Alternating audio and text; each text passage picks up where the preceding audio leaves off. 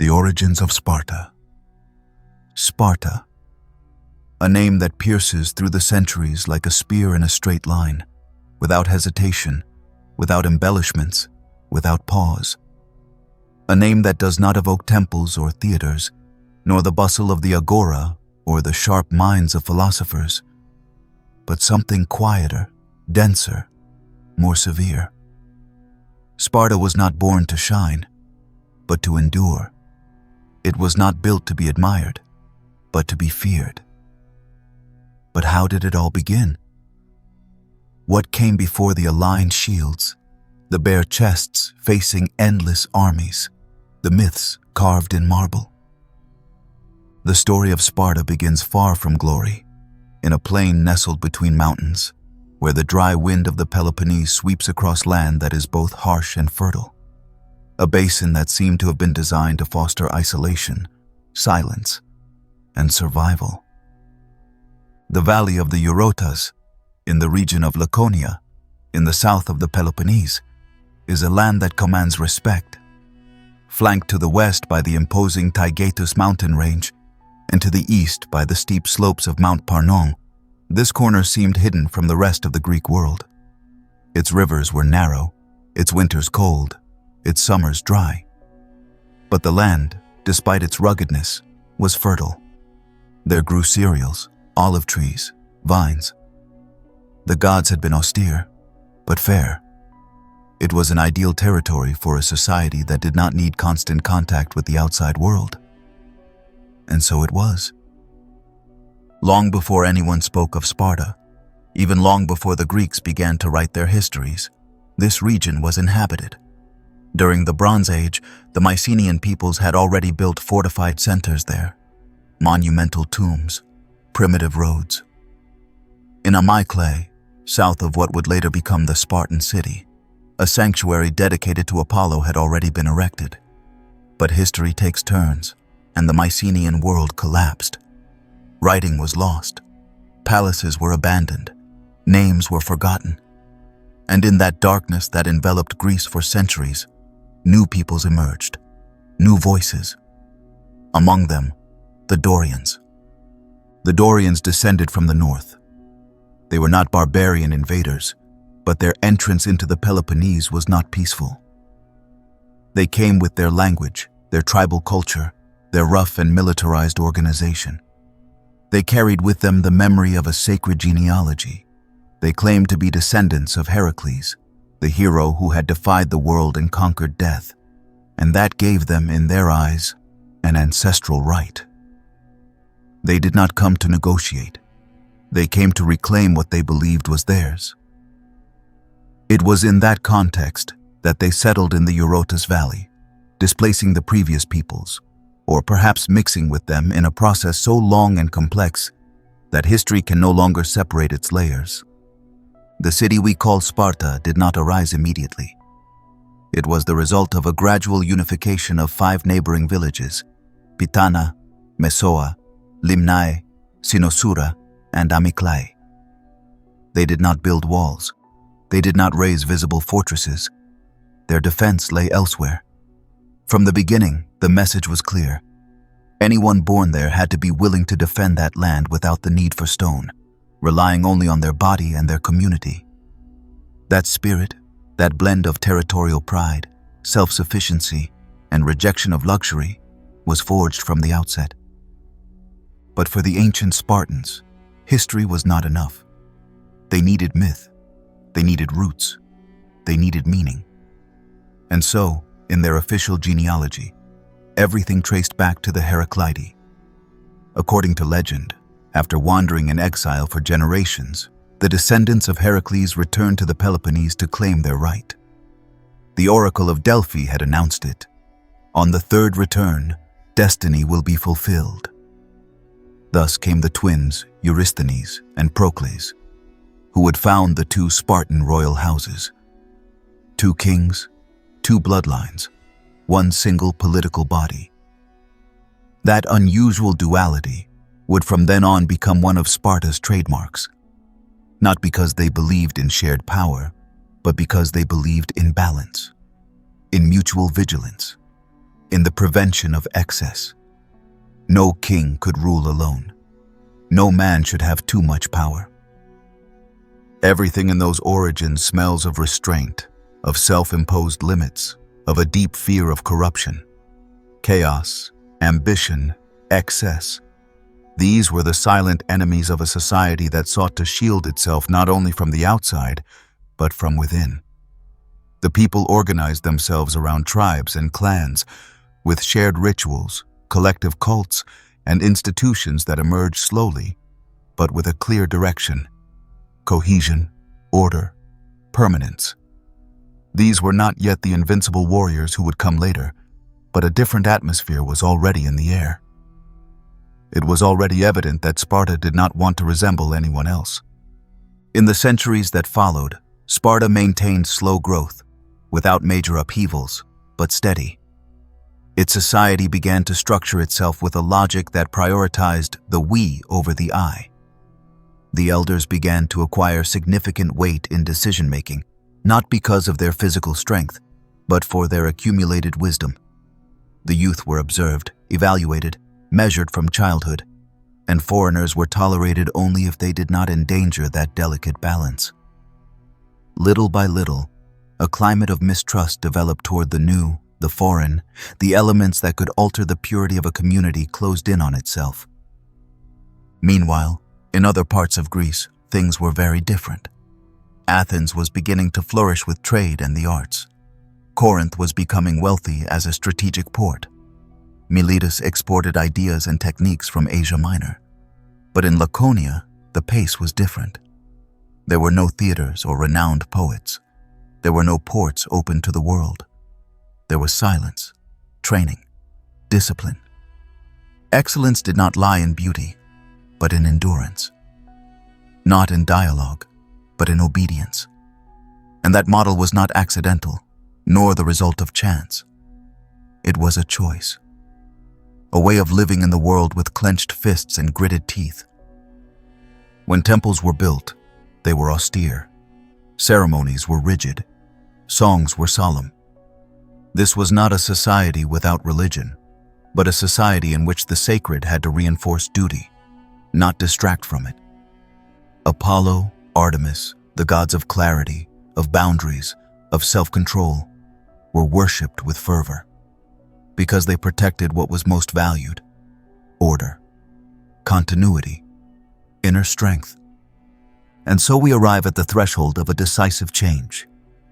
Because over time, this primitive and cohesive structure begins to take on a more defined form.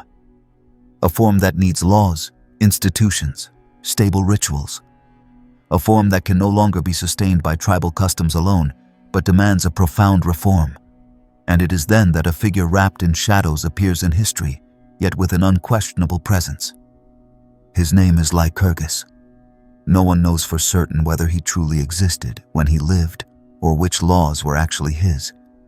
But his imprint is so strong, so brutal, so lasting, that it would mark Sparta forever. What comes next is not merely an evolution of what came before. It is a rupture, a radical transformation, a complete restructuring of Spartan society from its very foundations. It is the moment when Sparta ceases to resemble the other Greek cities and becomes a unique experiment in the history of humanity. And all of that begins with the laws of a man whom some worshipped like a god, and others feared like an architect of iron. The formation of the Spartan state. To understand the heart of Sparta, one must look not only at its laws or its army, but at the delicate and meticulous process that turned a group of small rural villages into one of the most unique political systems of the ancient world. This process did not happen overnight. It was a profound transformation, woven over centuries with discipline, internal conflicts, silent agreements, and a collective vision of order that has rarely been repeated in human history. Sparta was not born as a military superpower. It was first an agricultural, territorial community, deeply attached to its customs, which slowly shaped a model of city-state that challenged the conventions of the Greek world. Unlike Athens, Corinth, or Thebes, which early on developed markets, ports, diplomatic networks, or political systems open to debate, Sparta closed both its physical and mental borders, not out of mere fear of the outside world, but out of a strong will to preserve something they considered essential: internal unity. Those 5 nuclei that initially coexisted in an almost tribal manner, Pitana, Mesoa, Limnae, Sinosura, and Amyclae, began to act as one, though without entirely losing their identities. In fact, in practice, Sparta was never a city with a monumental urban center. It was a sum of nuclei, a decentralized cluster that functioned as a single body thanks to a culture obsessed with order and social symmetry. In this context, something began to take shape that was more than a community, a state. But not just any state. It was a state whose main task was not to manage commerce, collect taxes, or promote the arts, but to maintain the absolute cohesion of its citizens, the so-called equals, and to prevent any crack that might weaken them against their most feared enemy, themselves. The concept of state in Sparta was not built on the need for progress, but on the fear of decline. And in that sense, it was a machine designed for stability, for ensuring that nothing would change, that everything would remain just as the ancestors had conceived it. The first decisive step was the establishment of a dual political structure that divided the highest authority between 2 kings, heirs of the lines of Eurysthenes and Procles. This diarchy, so uncommon in the ancient world, was not a hereditary whim, but a calculated mechanism to prevent the concentration of power in a single hand. The kings had religious, military, and symbolic functions, but their authority was supervised, limited, and often questioned by older or more representative bodies. Sparta never trusted individual men, no matter how brave or wise they were. The system had to take precedence over the people, and that was reflected in every corner of its power structure. Around them orbited other fundamental institutions. One of them was the Gerousia, the Council of Elders, made up of 28 citizens over 60 years old, elected by public acclamation, and who held the position for life. This assembly of veterans had the mission of presenting laws, judging serious crimes, and even acting as a court in complex cases. Its power was not symbolic. They represented memory, experience, and above all, the eternal vigilance of order. In the eyes of a Spartan, the elders were more than old men. They were custodians of the collective soul. Alongside them, another figure as peculiar as powerful, the ephors. 5 magistrates elected annually from among the citizens, with no possibility of immediate re-election, who acted as a counterweight to the kings, with the authority to judge them, sanction them, and even arrest them in extreme cases. The ephors oversaw all aspects of public life, from trials to religious rituals, including the education of the youth or the behavior of generals in the field. They were, in essence, the eyes and ears of the state, tasked with ensuring that no deviation threatened stability. Their power was such that even the kings were required to swear obedience to them at the beginning of each year.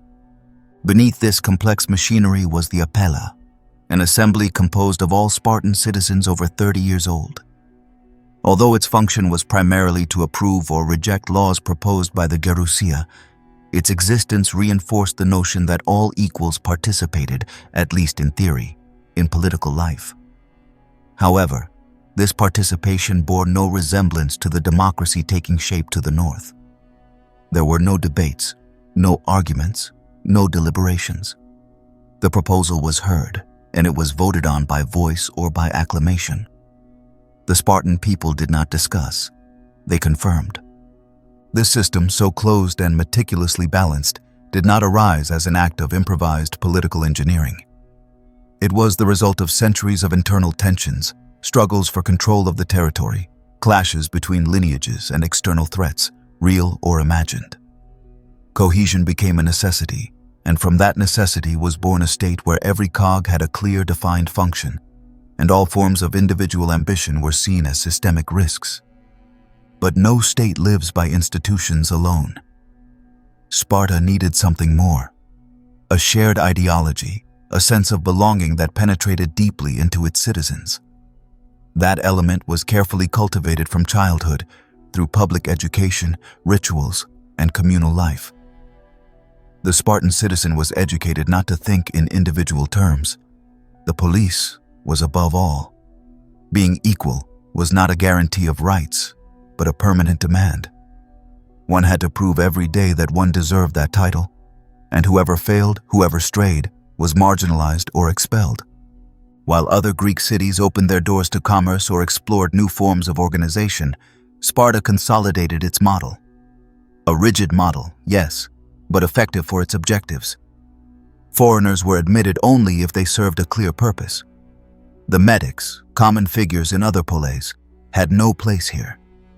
Nor was technological or cultural innovation promoted.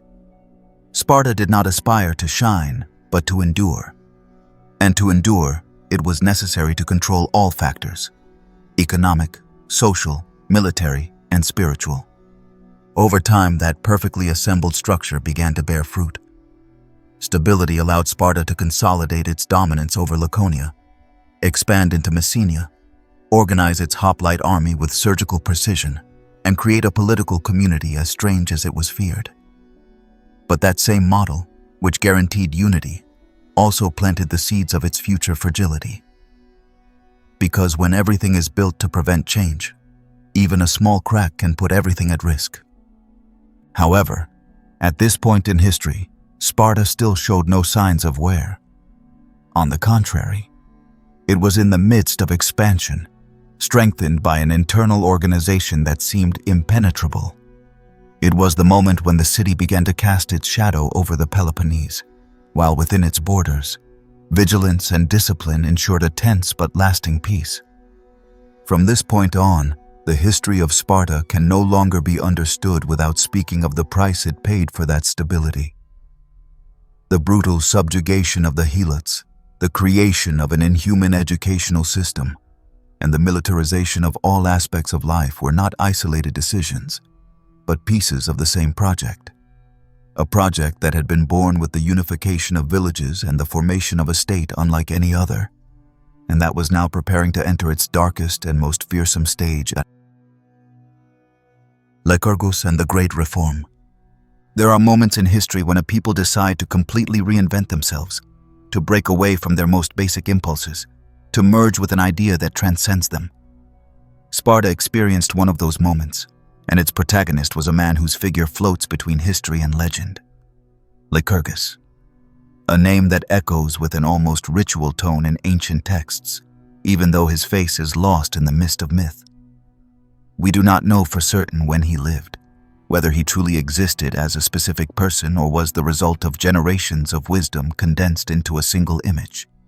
But we do know that his legacy marked a before and after. With him, Sparta ceased to be just another polis and transformed into a unique social experiment. A radical one. One that did not seek freedom, nor wealth, nor individual glory, but the perfection of the collective body. What we would today call the reforms of Lycurgus did not arise in times of peace or prosperity. They were forged in a context of crisis. In its early centuries, Sparta had already shown signs of internal conflict, concentration of land in a few hands, growing inequalities, social tensions that threatened to fracture unity. The old nobility clung to its privileges, while many citizens fell into poverty, even losing their right to participate in civic life. In such a closed system, any imbalance could have catastrophic consequences. It was then that, according to tradition, Lycurgus rose as a mediator, a reformer, an architect of a new Sparta. The first thing he did was travel.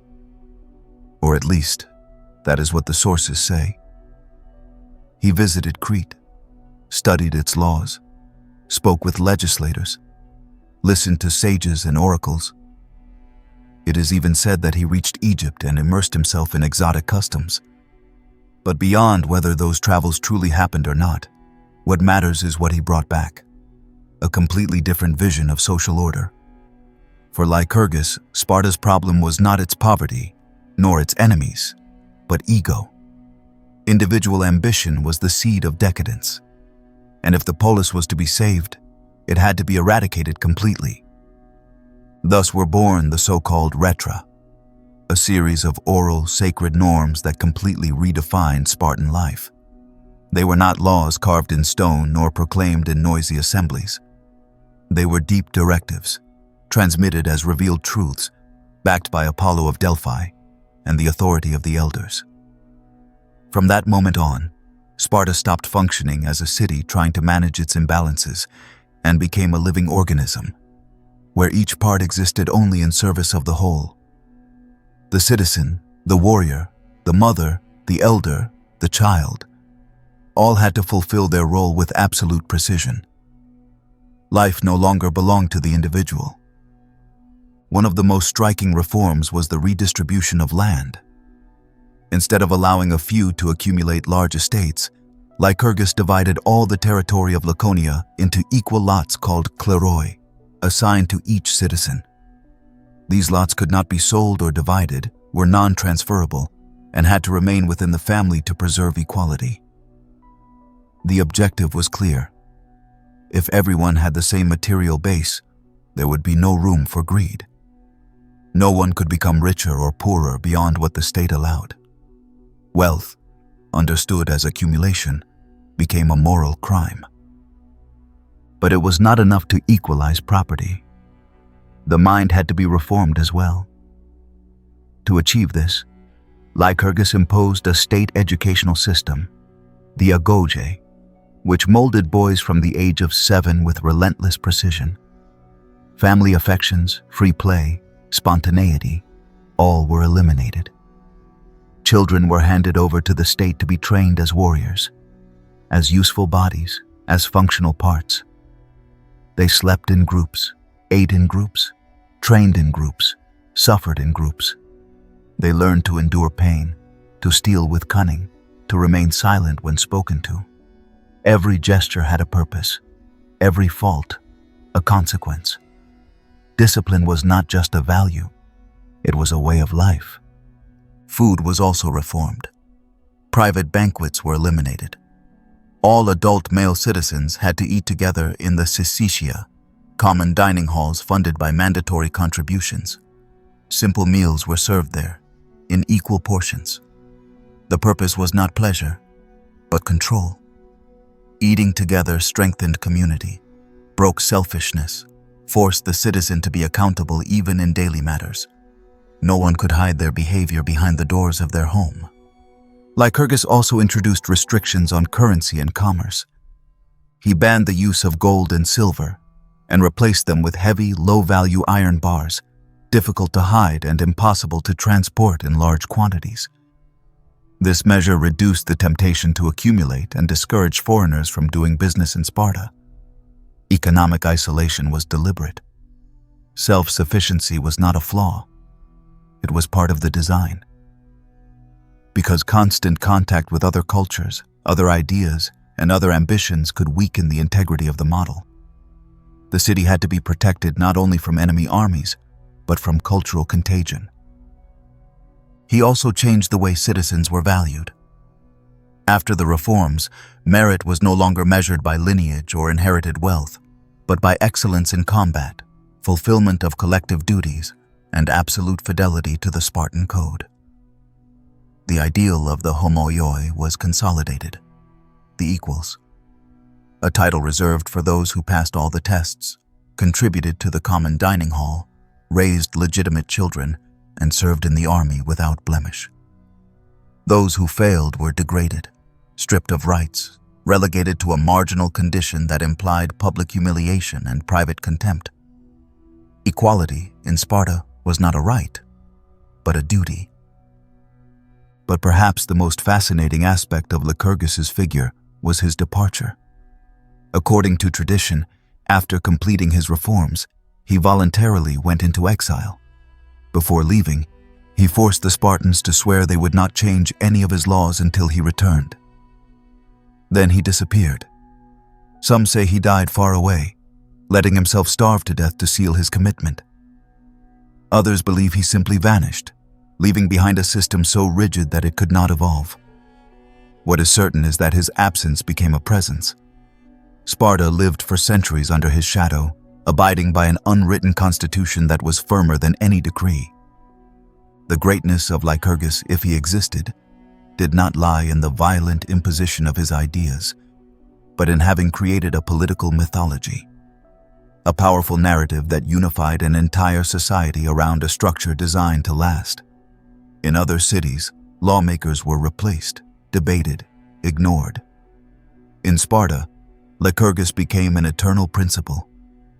His word was sacred law, even when no one remained who remembered how he spoke or what face he had. And so Sparta remained, enclosed in itself, protected by its internal structure, immune to luxuries, impervious to trends, turned into a laboratory of discipline and renunciation. The city that chose not to grow, not to change, not to dream, but to endure. A place where individual freedom was sacrificed in the name of unity. And for centuries, it managed to function under that logic. From here, the story begins to move into rougher territory. Because if every citizen had to be forged as an instrument of the state, it had to begin very early. The next chapter takes us to the heart of that brutal process. Spartan childhood. A childhood that did not belong to families but to the polis. A childhood without tenderness, without choice, without escape. Childhood as training. In Sparta, birth was not the beginning of an individual life, but the first step toward a collective function.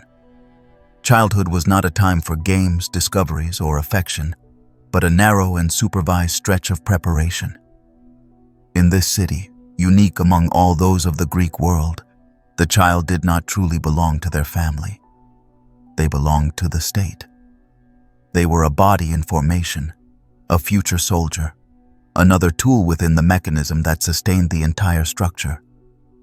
And that body had to be sculpted from its earliest days, with the same precision used to carve a spear or forge a sword. Everything began with a brutal, silent administrative act, the inspection of the newborn. When a woman gave birth, the child was presented before an assembly of elders from the clan. It was not a symbolic ritual, but a definitive decision. The child's body, features, and apparent strength were examined. If the child was weak, showed deformities, or did not promise health or vigor, they were discarded. Literally, they were taken to Mount Taygetus and left there, exposed. No cry could reverse the decision, and no plea held value.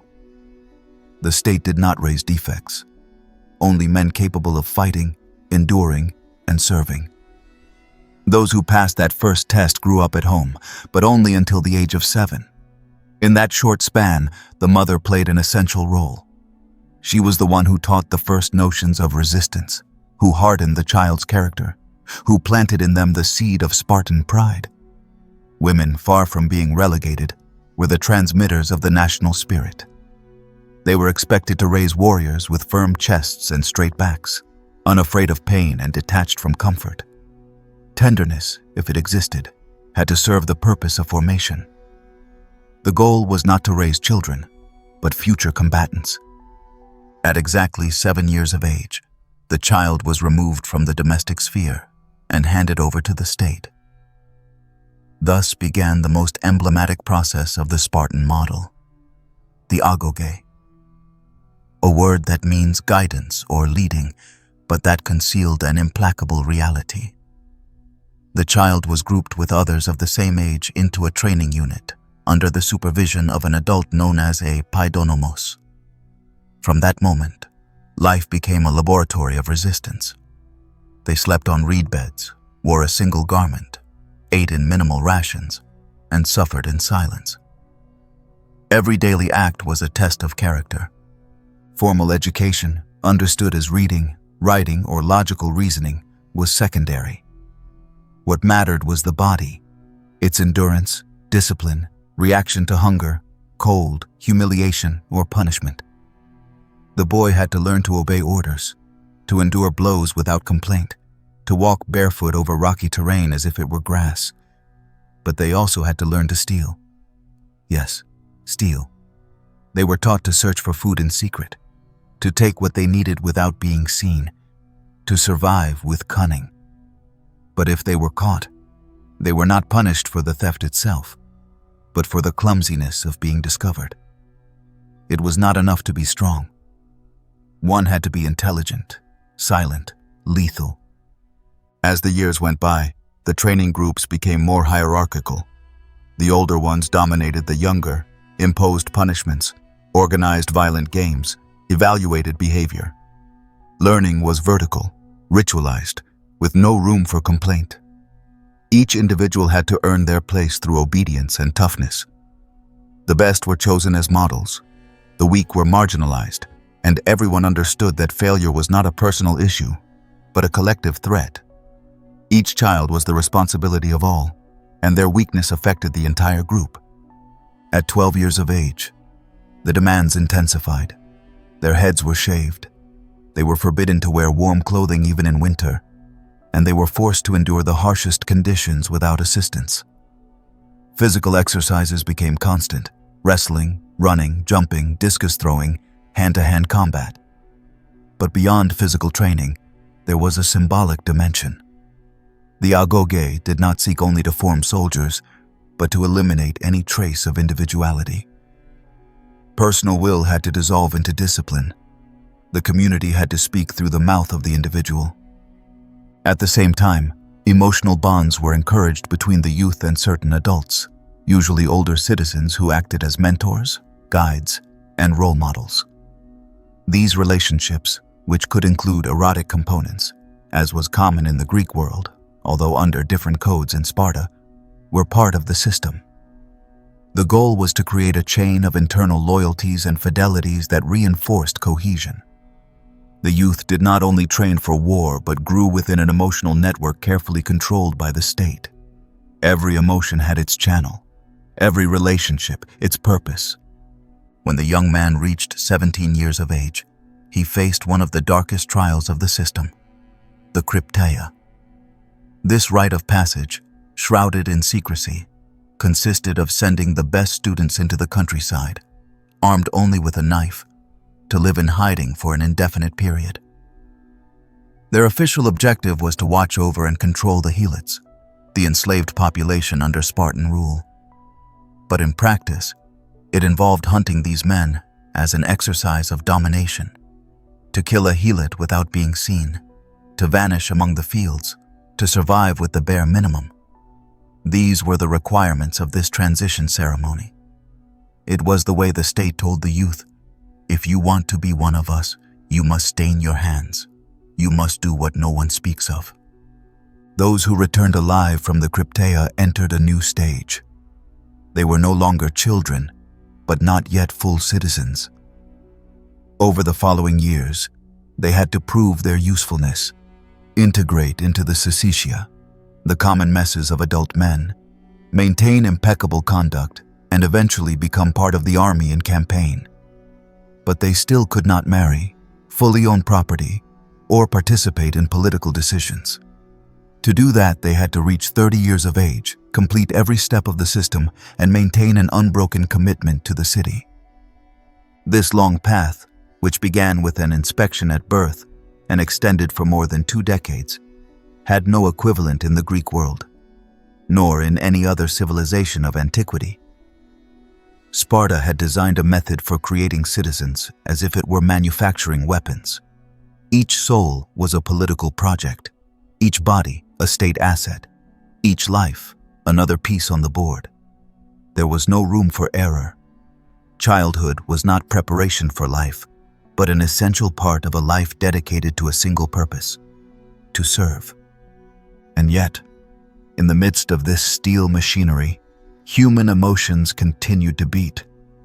We cannot imagine that those children did not feel fear, or nostalgia, or a desire to flee. But they knew they could not do so. They had been taught to suppress those impulses, to always look ahead, to harden themselves. And perhaps, in that hardness, they also found a form of pride, a sense, a reason to keep walking barefoot over stones. From this moment on, the Spartan citizen is no longer a promise. He is a reality. He is armed, disciplined, locked into his role. And for that system to work, for that elite to devote itself to warfare, there is a silent and terrifying peace holding it all up from below: the enslaved population. Next, we will enter that other side of the mirror, where the freedom of some is built upon the perpetual subjugation of others. The dominion over the Helots.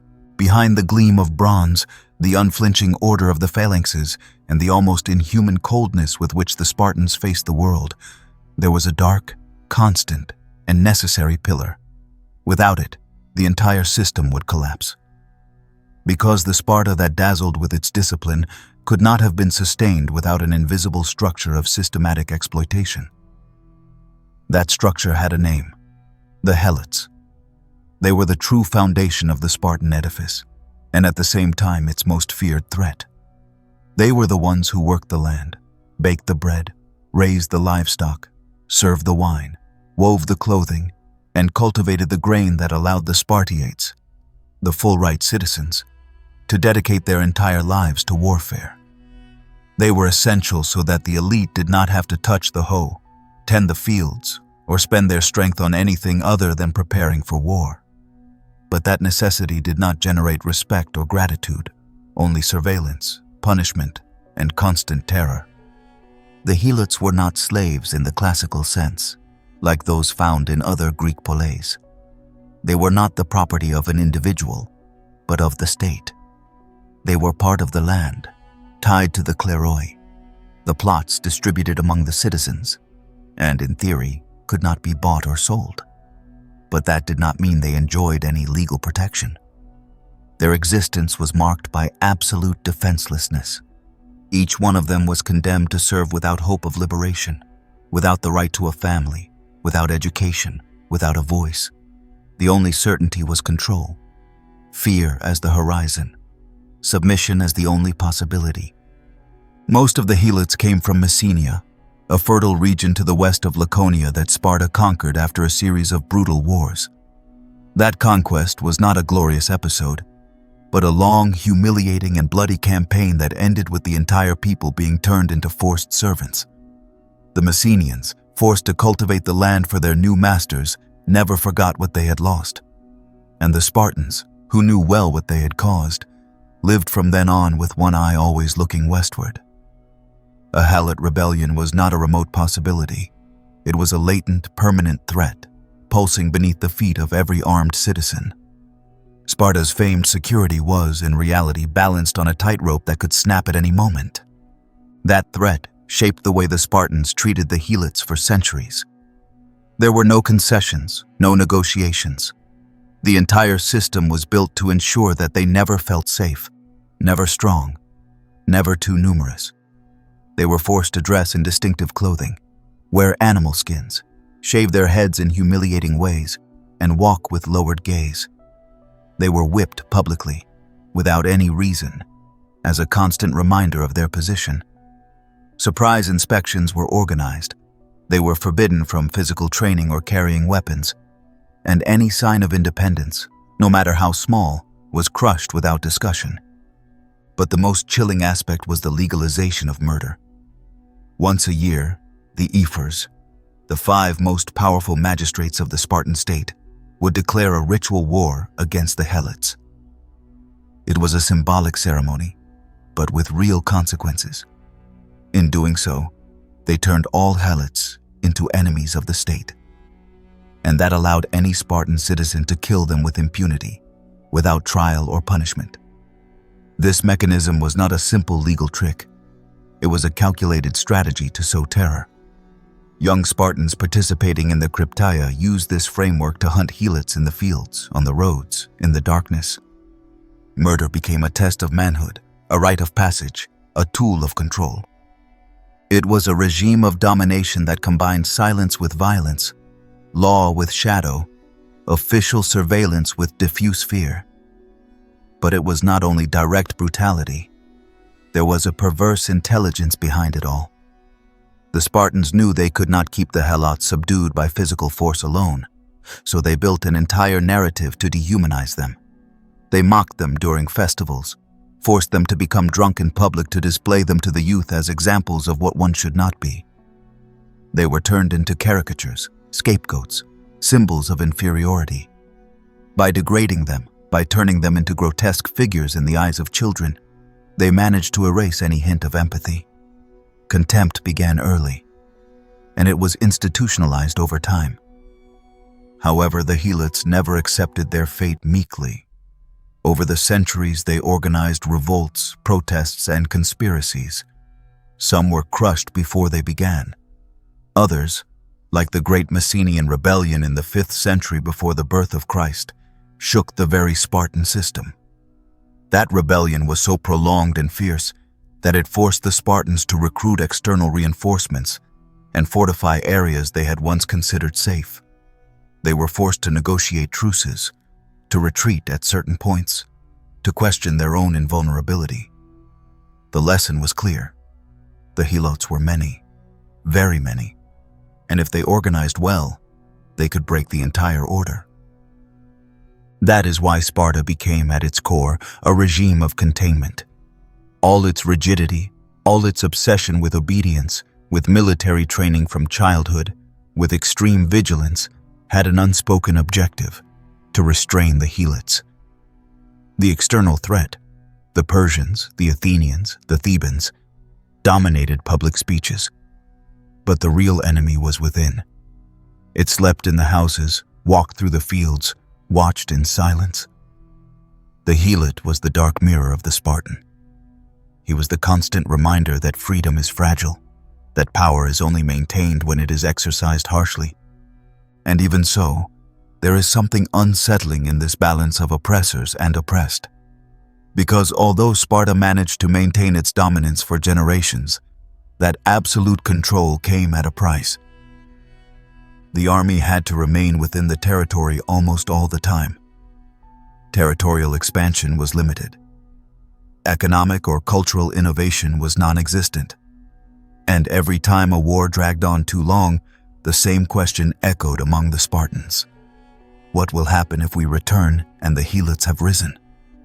That anxiety, that permanent suspicion, shaped a model of society completely closed in on itself.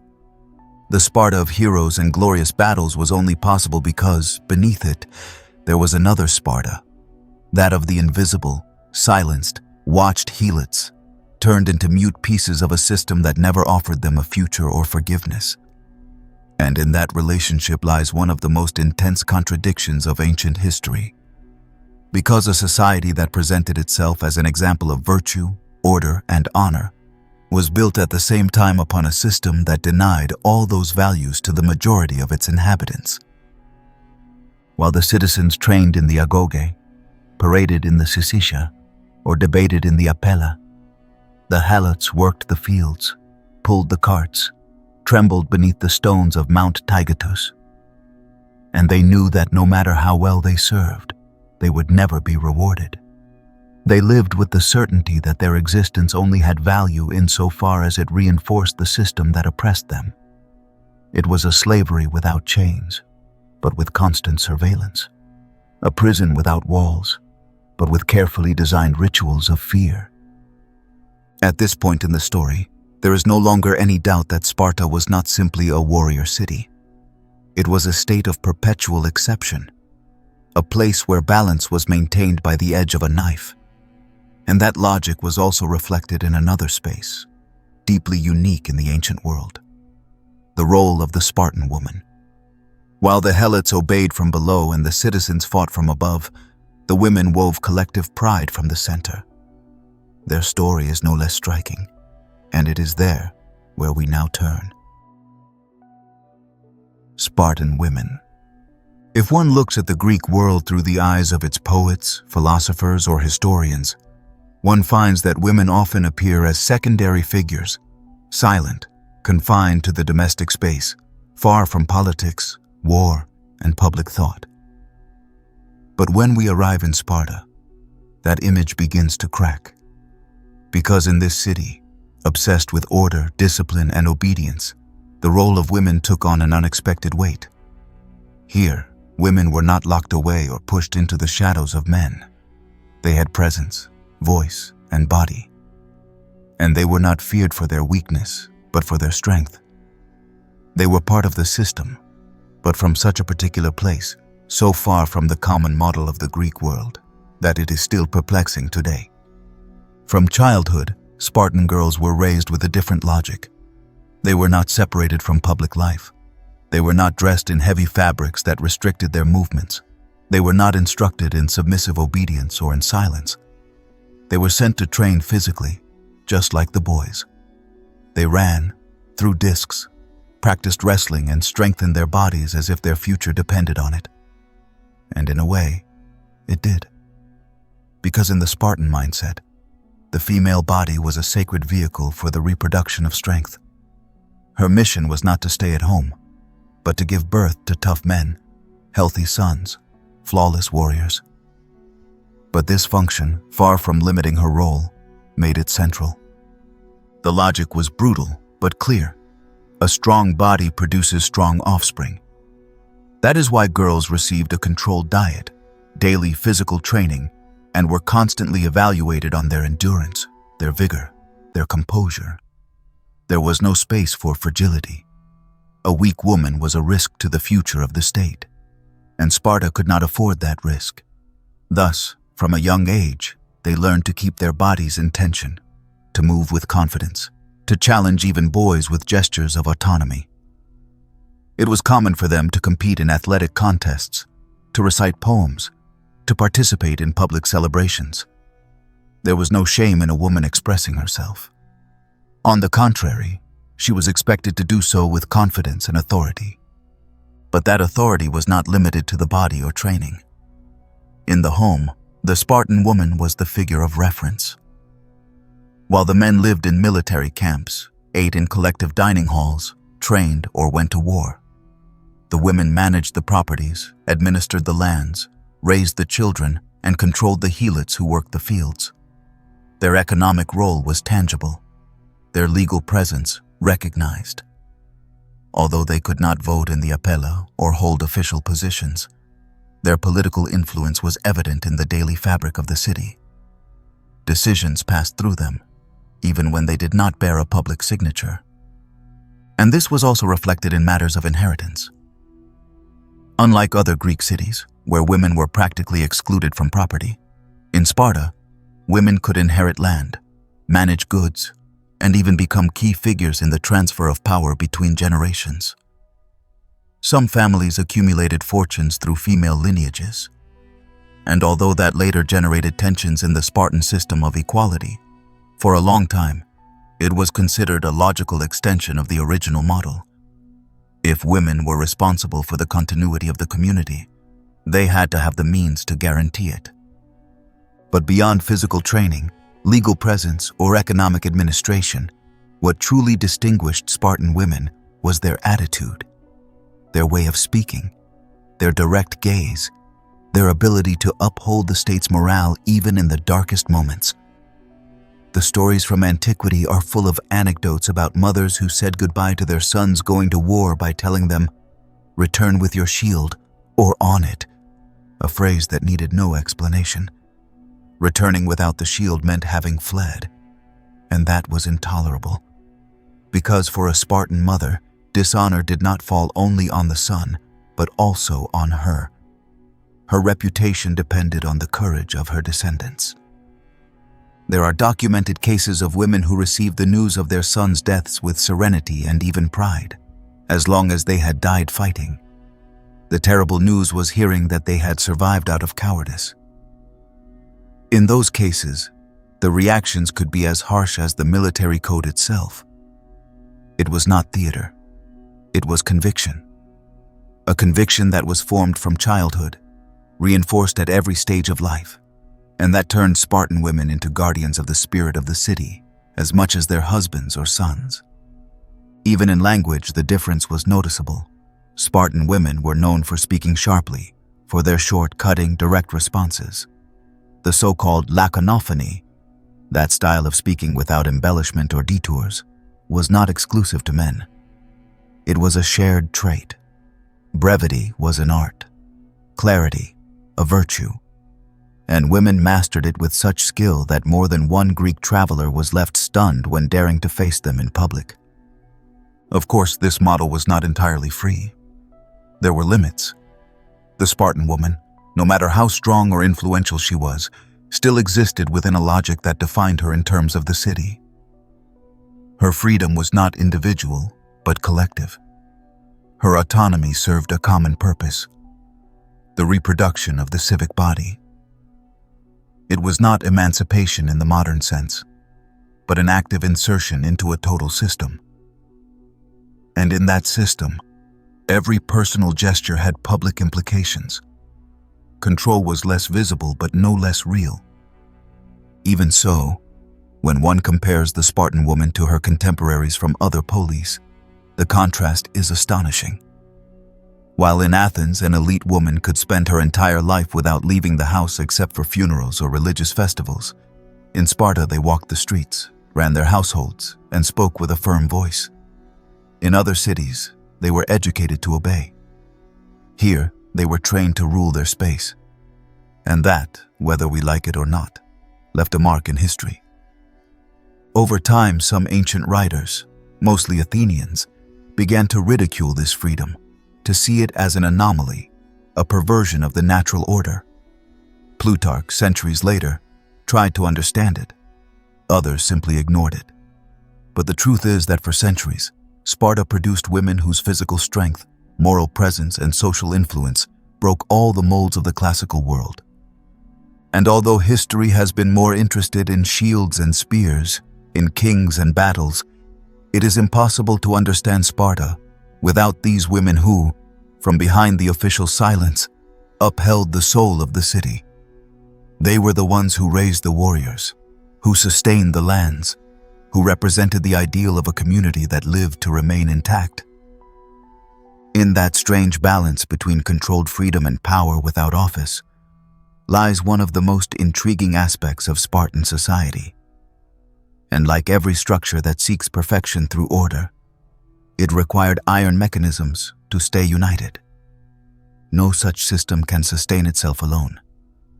That is why it is now necessary to understand how the gears of power worked in Sparta. Because behind every armed man and every proud woman, there existed a political machine designed to watch over everything.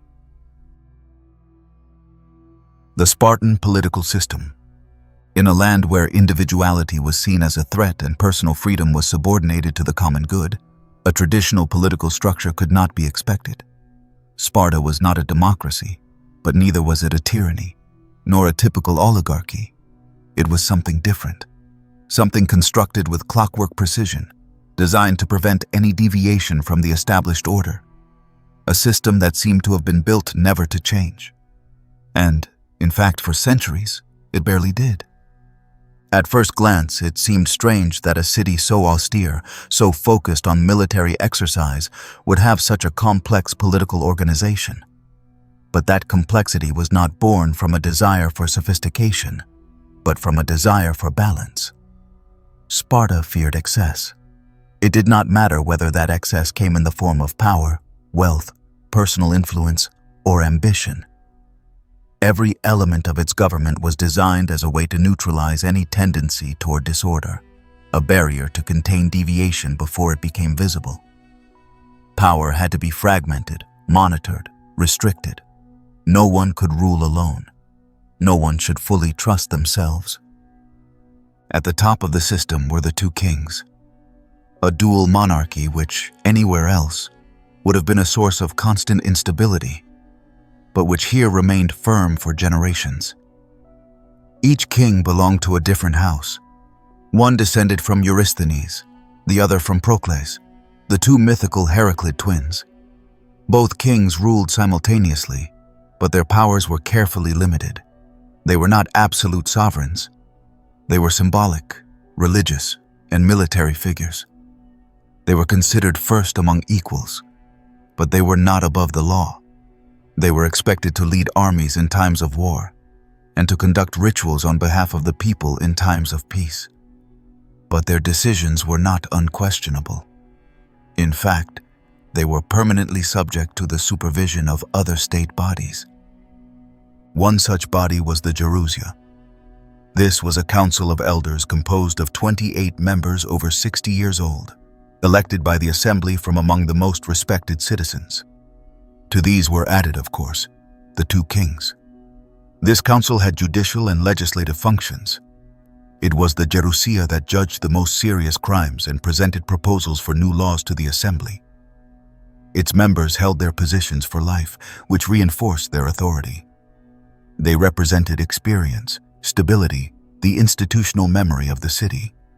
They were not merely wise men. They were guardians of continuity. However, the true axis of control rested with the ephors. 5 magistrates elected each year, with no immediate possibility of re-election, who acted as the great hinge of the system. The ephors did not necessarily come from the most powerful families, but their power was extraordinary. They had the authority to supervise the kings, summon the assembly, oversee the courts, and direct foreign relations. They could even arrest the monarchs if they believed the law had been broken. During their term, their decisions were practically sacred. They represented internal oversight, the daily counterbalance to the symbolic weight of royalty. Their presence ensured that no one could exploit their position to rise above the community. Then there was the Apella, the popular assembly, made up of all male Spartan citizens over the age of 30. Its role was limited but significant. It did not deliberate or debate. It approved or rejected the proposals presented by the Gerousia. It was an assembly without public discussion, without prolonged argumentation, without rhetoric. Everything was designed to avoid the dangers of oratory, emotional manipulation, or seductive speech. The decision had to be clear, brief, irrevocable. Voting was done by shouting, by acclamation, and if the result was unclear, the ephors decided the outcome. The voice of the people was channeled, protected from itself. The combination of these elements formed a system that, from the outside, might have seemed contradictory. There were 2 kings, but they were not sovereigns. There was an assembly, but it was not democratic. There were judges, but not independent courts as we understand them today. Everything was contained within a larger logic that sought to avoid extremes and protect balance.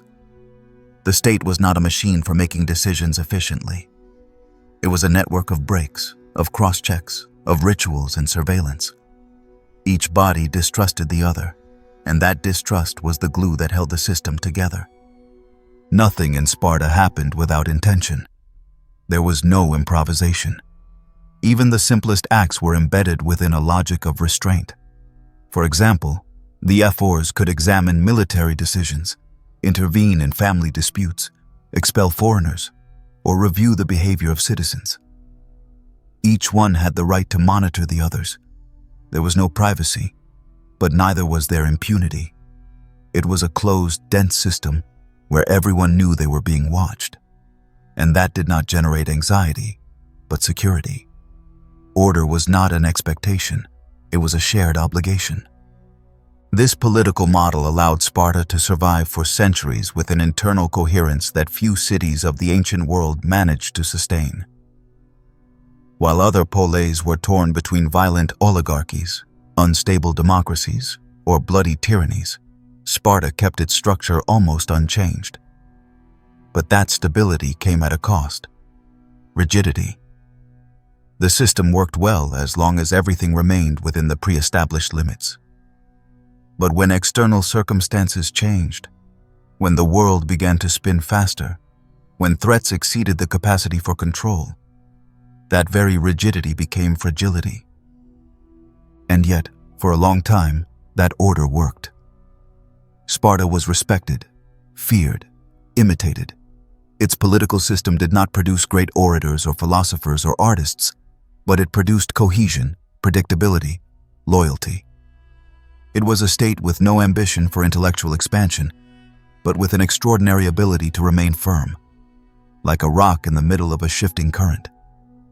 While other cities pursued glory or knowledge, Sparta was obsessed with permanence. In this context, it is easy to understand why the Spartan political system survived so many generations of pressure, of war, of change. Because it was not built to evolve, but to endure. And it endured. That did not prevent the system at some point from beginning to show cracks. Sometimes what is held too rigidly ends up breaking. But before that happened, Sparta still had much to gain. And to do so, it needed allies. Spartan strength, however fearsome it might have been, could not prevail alone. Thus was born one of the longest-lasting military alliances in Greek history, the Peloponnesian League. A new chapter, no less fascinating, in this story marked by balance, distrust, and war. The Conquest of Messenia. The image of Sparta as an eternally disciplined city, structured down to the last detail, was not forged solely from within. To a great extent, it was consolidated through its conquests, through the controlled expansion that provided it with resources, slave labor, and territorial authority. And among all the campaigns that marked its history, none was as decisive or as traumatic as the conquest of Messenia. What was at stake there was not simply a piece of land beyond Mount Taygetus. What was being defined there was the model of power that Sparta would use for centuries. Messenia was more than a war. It was a transformation. A foundational fracture that separated the Spartans from the rest of the Greek world and imposed upon them a structure based on surveillance, suspicion, and absolute domination. Messenia was a vast, fertile territory, crossed by wide valleys, gentle hills, and constant rivers. In the eyes of the Spartans, confined to their more arid basin, that land looked like a promise. It lay just beyond the Taygetus mountain range, less than 2 days' march from Sparta, but it offered what Laconia could not always guarantee: abundance. Wheat, oil, pastures for livestock. Messenia could feed thousands, and the Spartans knew it. But it was not only an agricultural matter. The territory was also strategic. Controlling Messenia meant sealing the western Peloponnese, securing passage routes, expanding Sparta's political influence beyond its natural borders. Hostilities began at the end of the 8th century before the birth of Christ. The so-called First Messenian War was a long, harsh, and deeply ideological enterprise. Sparta did not simply invade and plunder. It sought to subjugate, to transform, to forcibly assimilate.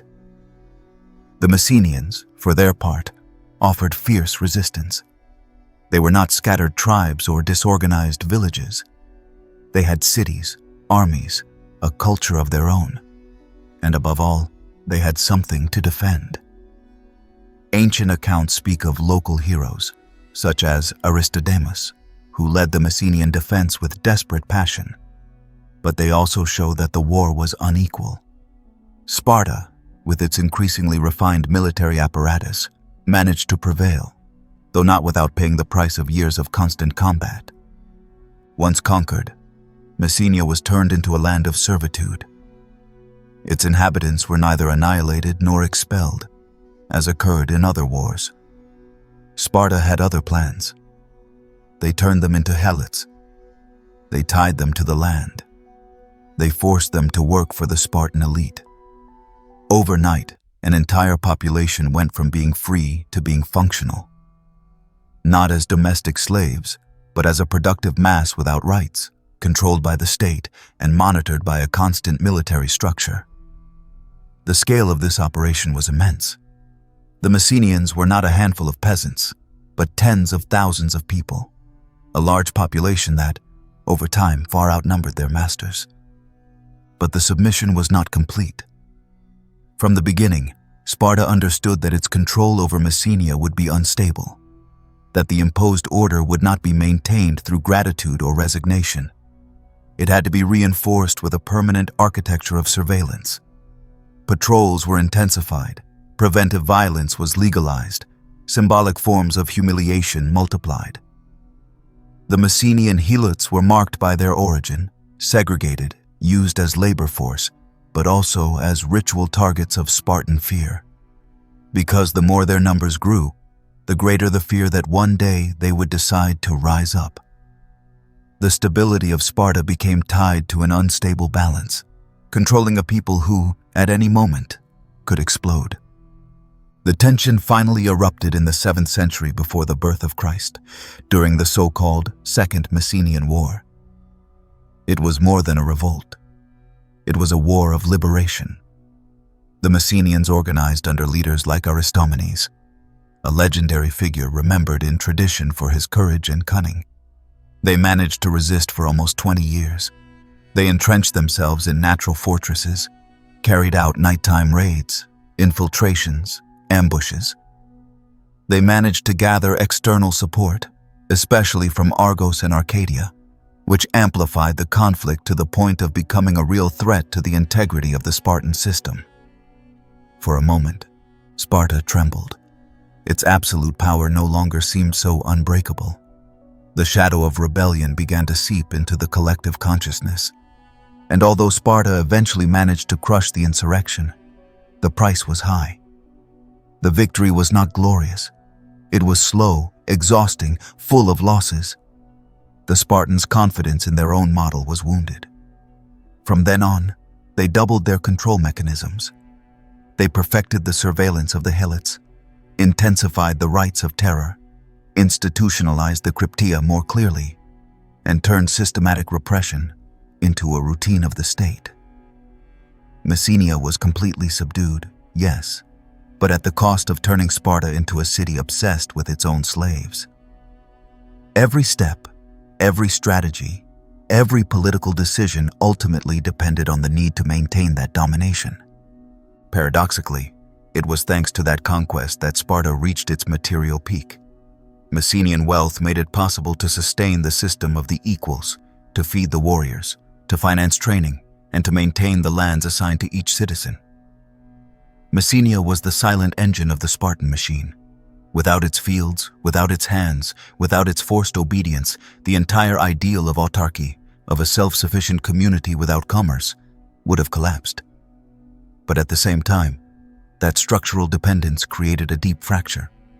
Because while the Spartans thought of themselves as free, they were only free insofar as others remained in chains.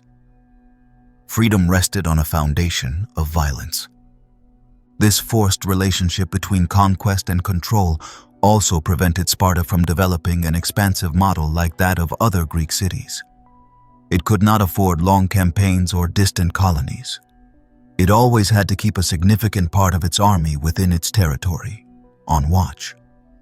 That is why, while Athens was founding ports and extending its maritime influence, Sparta was closing in on itself, not out of cultural isolation, but out of political necessity. The wound opened by Messenia never fully healed, and yet this very war was also the great rehearsal for what was to come. The organization of the hoplite army, the block formation, the martial discipline, all of this was tested, refined, and perfected during the campaigns against Messenia. Sparta learned to be Sparta in those fields. It learned that it had to be ruthless, that it could not show weakness, that its system only worked under constant pressure. And from then on, it assumed its role as a militarized city, not as an exception, but as a permanent identity. The conquest of Messenia was not just a territorial war. It was a choice. The choice to become something radical. A polis that would not be measured by its temples or its philosophers, but by its capacity to resist, to subjugate, and to maintain order even under the worst circumstances. A city where everything that shone over a silenced land. And in that logic of measured but decisive expansion, Sparta did not act alone. It understood that to sustain its model, it needed to surround itself with subordinate allies, with forced loyalties, with cities that would submit to its military authority.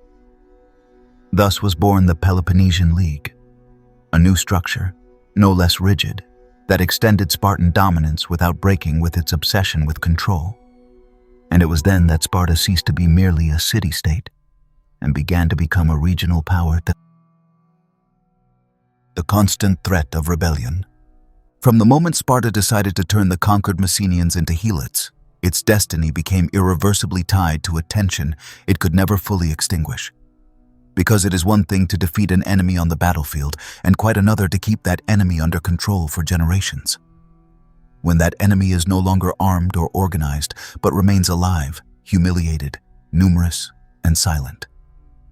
Sparta built its city model on the foundation of an enslaved population that, over the centuries, became not only indispensable to the local economy, but also a threatening and ever-present force. The great Spartan paradox was this: the stronger its army became, the more vulnerable its internal stability grew. The Helots did not disappear after the Messenian Wars, nor were they gradually absorbed by Spartan culture. On the contrary, they survived as a defeated yet resilient people, condemned to work the land without rights and without hope of emancipation, with the memory of a different past still alive. They were never merely functional slaves. They were the constant echo of a war that had never truly ended. An open wound. A silent multitude that knew the land perfectly, that spoke the language of their masters, that raised their children with centuries of accumulated resentment. And the Spartans knew it. They felt it. That is why they did not sleep peacefully. The structure of the state gradually transformed into a surveillance system. Everything revolved around the control of the Helots. There was no room for relaxation. Patrols were constant. The ephors renewed each year the symbolic declaration of war that authorized killing without trial. And the youths of the Cryptia practiced their initiation with hidden knives and silent steps among the Messenian fields. It was an undeclared war that played out every day, without battles, but with deaths. Fear flowed in both directions. The Helots lived knowing they could be executed for any misinterpreted gesture. The Spartans, that any excess of confidence could be the beginning of the end.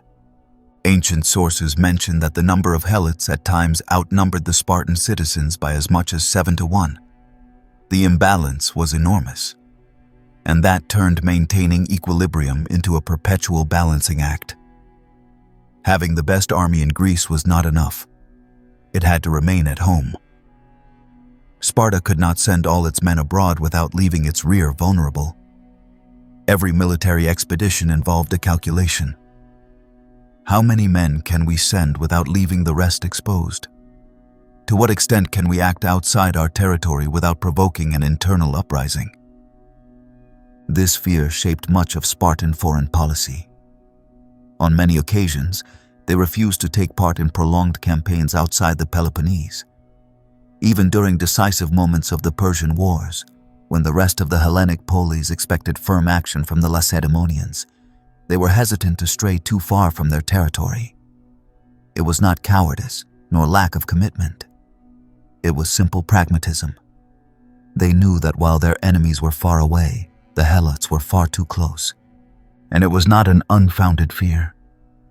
Throughout their history, the Helots led several revolts. Some were localized and quickly crushed. Others, like the Great Rebellion after the earthquake of the year 464 before the birth of Christ, shook the very foundations of the state. That earthquake was devastating. Hundreds of Spartans died, buildings collapsed, and the usual order broke down for days. And the Helots seized the moment. They organized an uprising that forced Sparta to ask for help from other Greek polis. Yes, Sparta, the proud, self-sufficient city, had to turn to its former rivals to contain its own servants. The shame was as deep as it was revealing. Athens, under the command of Cimon, answered the call and sent troops. But when they arrived, the Spartans immediately turned them away, without any official explanation. The reason was obvious. They feared that the Athenians would see the true magnitude of the problem, that they would discover just how close Sparta was to collapse. It was an episode that severely damaged the relationship between the two cities and, in the long run, contributed to the outbreak of the Peloponnesian War. But beyond diplomacy, it exposed something the Spartan myth always tried to hide, that the impenetrable city was surrounded by cracks. The Helot threat was a permanent reminder that no system, no matter how ironclad, can escape the consequences of its own foundations. The Spartans lived in a constant state of exception. They watched, disciplined, punished. But this did not strengthen their power.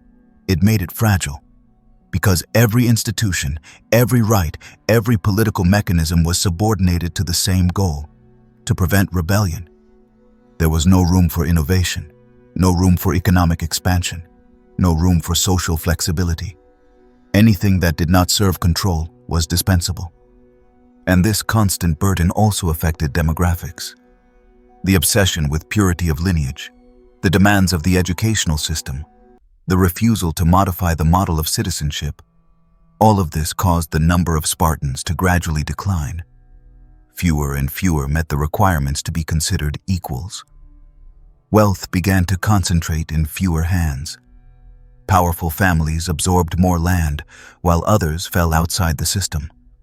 But even in the face of that silent crisis, Sparta refused to relax its rules, and in doing so, it isolated itself even further. It became more vulnerable, because the number of Helots kept growing. At some point, fear stopped being an individual feeling and became a culture, a way of being in the world. Rigidity, isolation, containment, these were no longer just strategies. They had become an identity. To be Spartan meant to live prepared for your neighbor to rise up.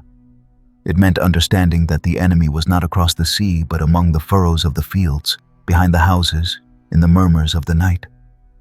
And the most unsettling thing of all is that, despite this atmosphere of perpetual surveillance, Sparta managed to maintain control for generations. How did it achieve this? With a mix of ritualized violence, internal propaganda, and a community that accepted surveillance as part of the social contract. But the tension never disappeared. It was in the air, in the gaze, in the restrained gestures. A state built to prevent its own collapse is, by definition, a state in perpetual vigilance. In this precarious balance between external strength and internal fear, Sparta managed to consolidate itself as a respected power, even admired by some. But its model could not be exported. It could not be replicated. It was designed for a very specific situation. And if the circumstances changed, if the enemies grew, if the revolts returned, the system would begin to crack. And yet, amid all this, Sparta did not remain alone. It understood that in order to sustain itself, it needed to surround itself with subordinate cities, loyal or controlled allies, a protective belt that would keep external dangers at bay. Thus was born the Peloponnesian League, a military alliance with the face of a coalition, but the soul of hegemony. And in it, Sparta became not only the guardian of its own home, but the arbiter of the fate of an entire region. Sparta and its allies. For centuries, Sparta lived facing inward. It organized itself with almost monastic precision, trained as if war could break out at any moment, and guarded its territory with the fervor of those who know that any carelessness could mean the end. But that rigidity, that strength contained in calm, could not be sustained forever without projecting outward. In a world like Greece, fragmented into dozens of cities that shared a language, gods, and traditions, yet competed as sworn enemies, neutrality was an impossible luxury. And Sparta, which seemed impervious to the chaos of the outside world, eventually built a network of alliances that extended its shadow far beyond the valley of the Eurotas. It did so in its own way. Without empires, without grand colonies, without monuments, but with a firmness that needed no declaration. The Peloponnesian League was the tool with which Sparta expanded its influence and controlled much of southern Greece without losing the essence of its own model. It was not an egalitarian federation, nor an alliance based on shared ideals. It was rather a political architecture born of military pragmatism, sustained by mutual distrust and legitimized by necessity. And yet, it worked. For nearly 2 centuries, Sparta managed to maintain a circle of allies who respected, and in many cases feared, its power, acting under its command in major wars, following its strategic decisions, and accepting an unequal relationship that, while falling short of total domination, left little room for complete freedom. The expansion of this network of alliances began gradually after the Messenian Wars.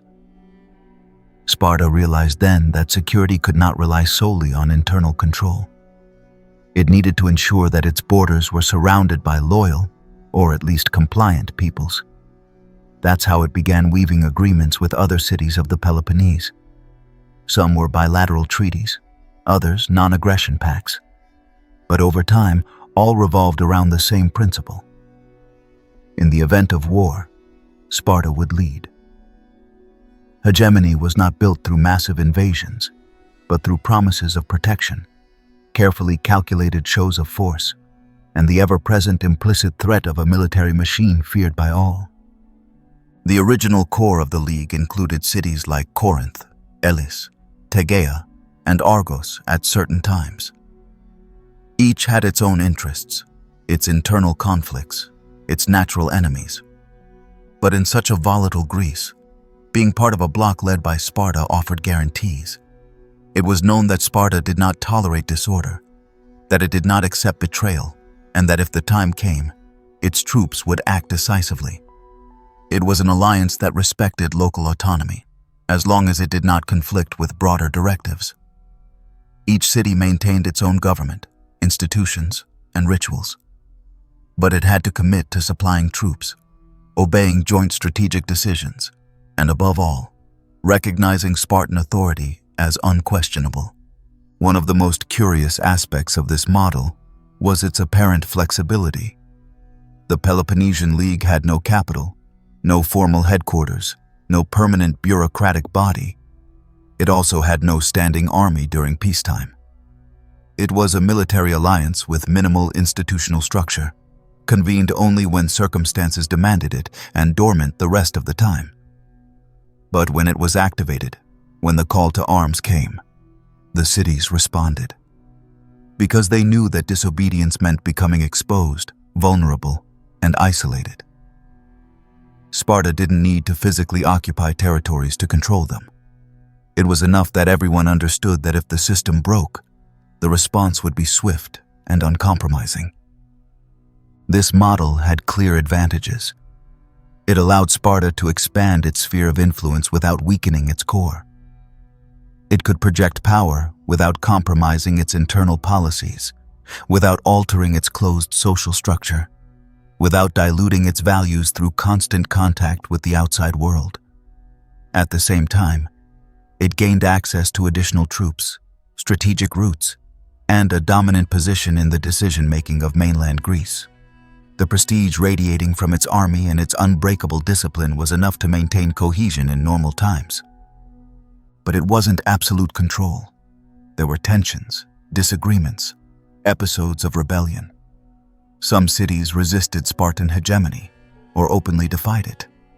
Argos, for example, was a recurring rival. In other moments, the differences between local interests and Sparta's priorities created friction that the system had to absorb without collapsing. This is where Spartan diplomacy came into play, a less visible but equally effective tool.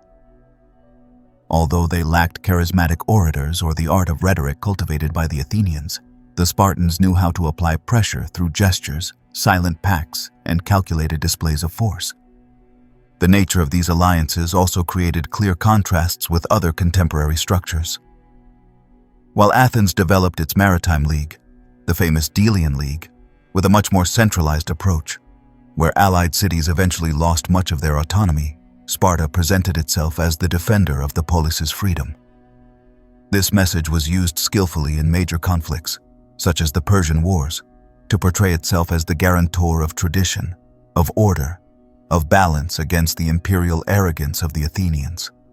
Sparta was, on the surface, the bastion of Greek autonomy, though in practice its control was just as rigid as that of any other great power. And yet, what set Sparta apart is that it never turned this network into a classical territorial empire. It never sought to found massive colonies, nor to turn its allies into subjects, nor to impose widespread tributes. Spartan hegemony was a hegemony of presence, of prestige, and of restrained threat. That's why, when some allies began to feel the leadership had become oppressive, they weren't always sure how to respond. To reject Sparta meant accepting the risk of war, but to remain within the system meant surrendering a vital part of their autonomy. That tension grew over time, and would eventually explode in the years to come, when the balance became unsustainable.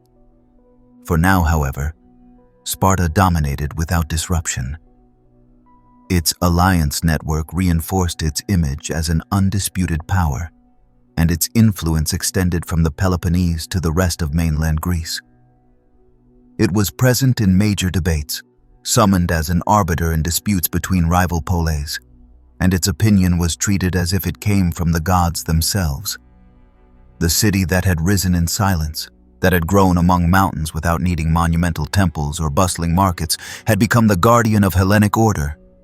But that privileged position would not last forever. Storms loomed on the horizon, ones that could no longer be resolved with pacts or veiled threats. Greece would soon enter an era of open conflict, of broken alliances, of total confrontation. And in that landscape, Sparta would have to decide whether to remain the arbiter or become the absolute protagonist. What would come next would no longer be a game of balance, but a prolonged war that would redefine the entire political map of the Greek world. A war in which Sparta would prove, with blood and iron, what it was truly made of. The clash with Persia. For centuries, Sparta had forged itself as a city that did not surrender to spectacle, that needed no display to command respect, that grew inward like a stone burying itself deeper with each passing year.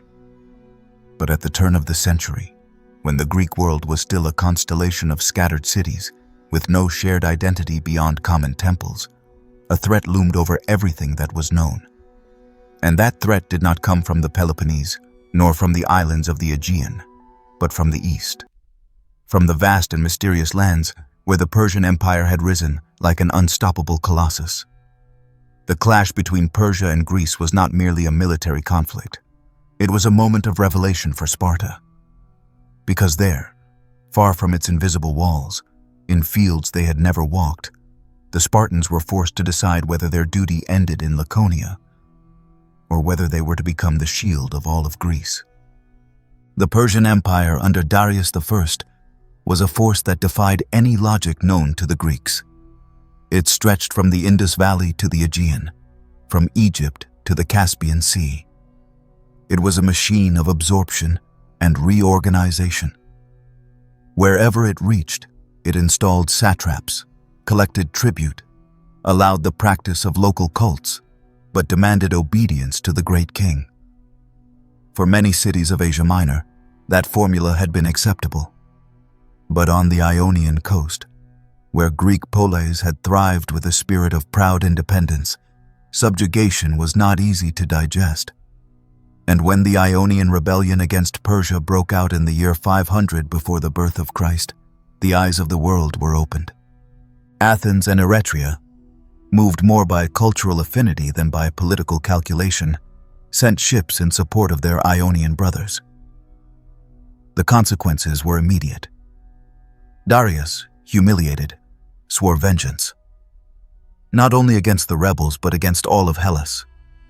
And in that context, the first major contact between Sparta and Persia occurred.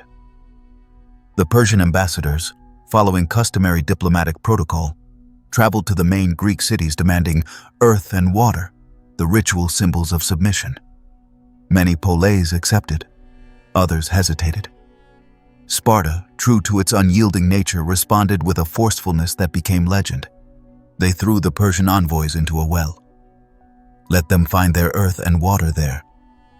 That gesture was not simply arrogant. It was a declaration of principle. Sparta did not accept threats, but it was also a burden. Because by killing the messengers of the great king, Sparta sealed its fate. It could no longer remain on the sidelines. Although its style had always been that of a cautious power, one that intervened only when it deemed necessary, now it was forced to respond, to face an empire whose scale defied all Spartan logic. The first military clash came at Marathon in the year 490. The Athenians, alone, faced the Persian army that had landed on the shores of Attica and achieved an epic victory. But the most revealing aspect of that battle was the absence of Sparta. They had been summoned, yes, but when they arrived, the fighting was already over. Ancient accounts explain that Sparta could not come because it was in the midst of the Carnea, a religious festival that prohibited marching to war before the full moon. And although that may sound like an excuse, it reveals something deeper. The Spartan state was still guided by its own calendars, its own internal rules, even when the enemy was a direct threat. Nevertheless, that absence did not go unnoticed. Athens emerged as the active defender of Helos.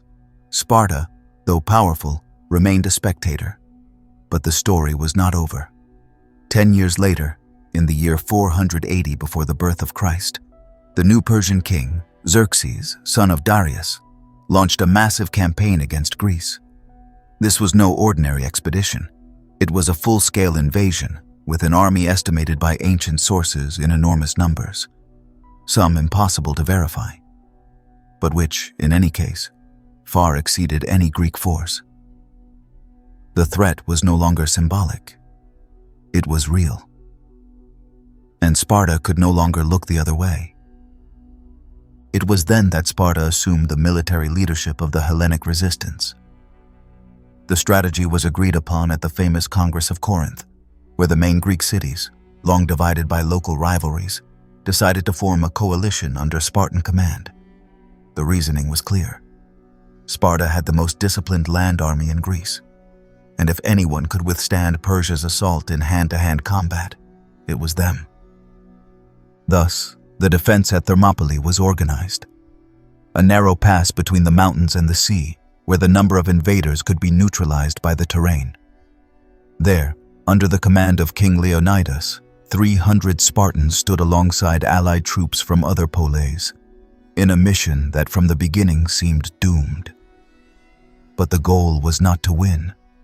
It was to resist, to hold back the enemy long enough to organize the defense of the south, and that resistance became myth. For days, the Greeks held back the Persian advance, repelling wave after wave with brutal precision. But eventually, thanks to the betrayal of a Greek named Ephialtes, the Persians discovered an alternative path through the mountains. Leonidas, knowing defeat was inevitable, dismissed most of his allied troops and remained with his 300, along with a handful of Thebans and Thespians who refused to leave. There they fell, to the last man. It was a massacre, yes, but it was also a declaration of character. A demonstration that the Spartan spirit did not yield even before the most colossal force in the world. The sacrifice of Leonidas shocked Greece, but it also bought the time needed to organize resistance. Sparta, though wounded, was not defeated.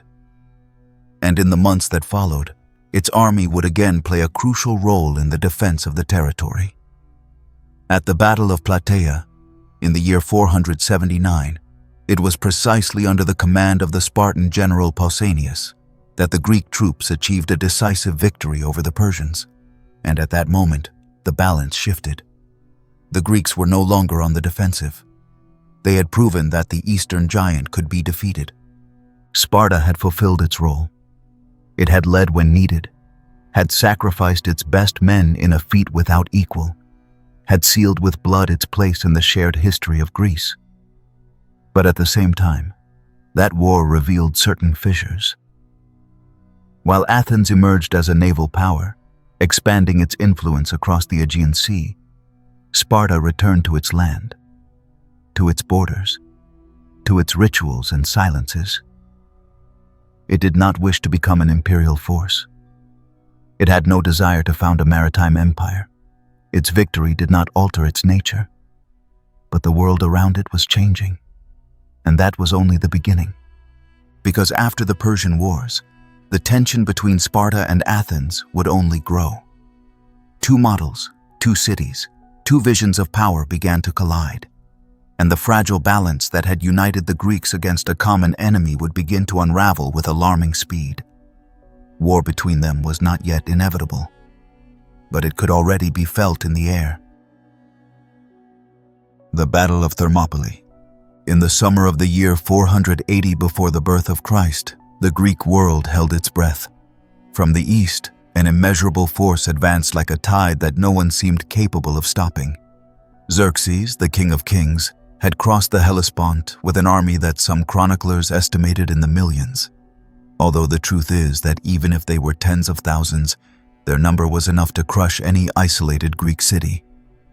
The Persian Empire was not merely an army, it was a machinery of power, organized, meticulous, with overwhelming logistics, centralized authority, and a territorial ambition that did not recognize the concept of definitive borders. Faced with that, the Hellenic world seemed doomed to disappear, unless someone dared to stand in the way. That someone was Sparta. Or, more precisely, it was Leonidas, one of its two kings, who understood that there are moments when survival is not the most important thing, but rather the message left behind. Greece was not united. The city-states distrusted each other. Some hesitated to confront Persia, others were already making deals with the invader. But if there was any hope of resistance, it had to be ignited like a spark in a symbolic place, a space where courage, discipline, and the will to resist could leave a mark. And that place was the narrow pass of Thermopylae. Thermopylae was much more than a point on the map. It was a natural corridor between the mountains and the sea, a bottleneck where the Persian numerical advantage was nullified by the narrowness of the terrain. It was the perfect setting for a heroic defense, although it was also inevitably a place of sacrifice, because what was planned there was not a victory, but a prolonged resistance, a strategic delay, an act of valor with a very high price. Leonidas departed for Thermopylae with only 300 Spartan hoplites. They were not an improvised unit or a symbolic vanguard. They were soldiers selected from among the best, all with male heirs to ensure the continuation of their bloodlines. There was no possibility of return. To them were added contingents from other Greek cities: Thebans, Thespians, Locrians, and Phocians. All of them knew that death was almost certain. But even so, they marched, not for glory, for duty. During the first days, the defense was exemplary. The Spartans led the maneuvers with a precision that seemed inhuman. In the narrow pass, the Persians could not deploy their cavalry nor take advantage of their numbers. Day after day, wave after wave, the Greek troops held their ground. The immortals, the elite of the Persian army, crashed against the wall of shields and spears with the same helplessness as the sea against the rocks. The Spartan phalanx, trained from childhood, was impenetrable. They fought in silence, with automatic movements, measuring the space, rotating their shields as if they were a single creature made of bronze. Accounts say that Xerxes, in disbelief, offered an honorable surrender. Leonidas rejected it. It is said that the Persian king sent envoys with warnings, promising that his archers would darken the sky with their arrows, and that a Spartan, with the calm of someone who has already given everything, replied that it was better that way, because they would fight in the shade. There are legends surrounding this battle that we will probably never know if they are true. But what is real is that Greek morale rested on that act of determination. And while in other places there were negotiations, fear, or hesitation, there they fought. Everything changed when Ephialtes appeared. A Greek from the region, familiar with the mountain paths, betrayed the defenders and revealed to the Persians a hidden trail that allowed them to surround the pass. The enemy advance was no longer frontal, it was from behind. Leonidas understood immediately that the trap had closed. He could order a retreat, save part of the allied troops, and he did. Many Greeks left the pass that night. But he chose to stay, with his 300, and with some allies who out of honor or conviction chose to share the same fate. The Thespians, who refused to leave. The Thebans, forced to remain, though they later surrendered. The final day was a bloodbath. Sources recount that, without spears, with broken swords, the Spartans fought with their teeth and bare hands. There was no possibility of victory. But every minute they held out, every Persian soldier who fell, was time gained for the rest of Greece. The body of Leonidas was struck down, mutilated, and exposed. Xerxes, as an act of vengeance, ordered his decapitation and had his head impaled on a spear. Not even in death did he forgive the humiliation. And yet, the image that remained was not that of defeat. It was that of bravery. Because the Battle of Thermopylae, though lost, planted something that had been absent until then in the Greek world: the idea of unity in the face of the impossible. What had begun as a punitive campaign by Persia became a symbol of resistance for an entire fragmented people. The sacrifice of Leonidas and his men became a call. From that point on, the city-states began to act with greater coordination. The decisive battles would come later, in Salamis, in Plataea, in Mycale. But the turning point was this.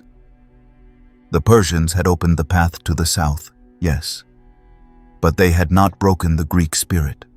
In fact, they had strengthened it.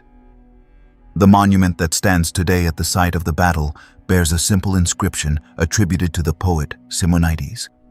"Stranger, go tell Sparta that here we lie, obeying her laws." Those words do not celebrate victory.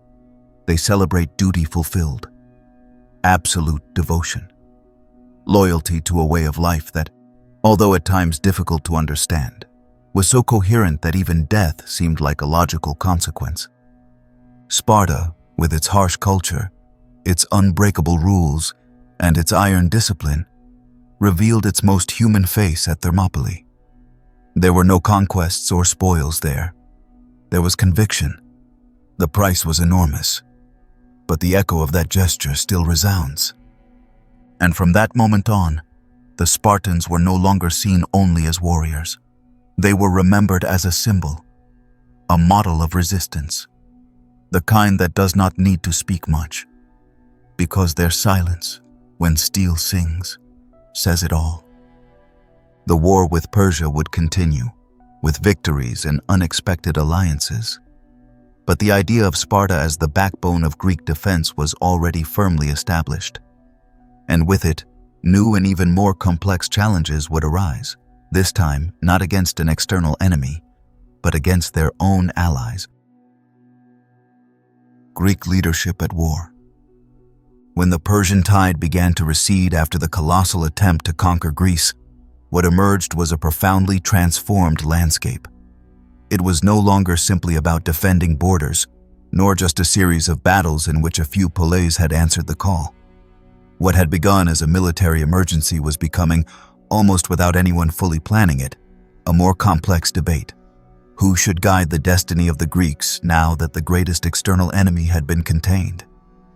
And in that discussion, Sparta, having sacrificed its bravest men at Thermopylae and commanded the land victory at Plataea, held a privileged position.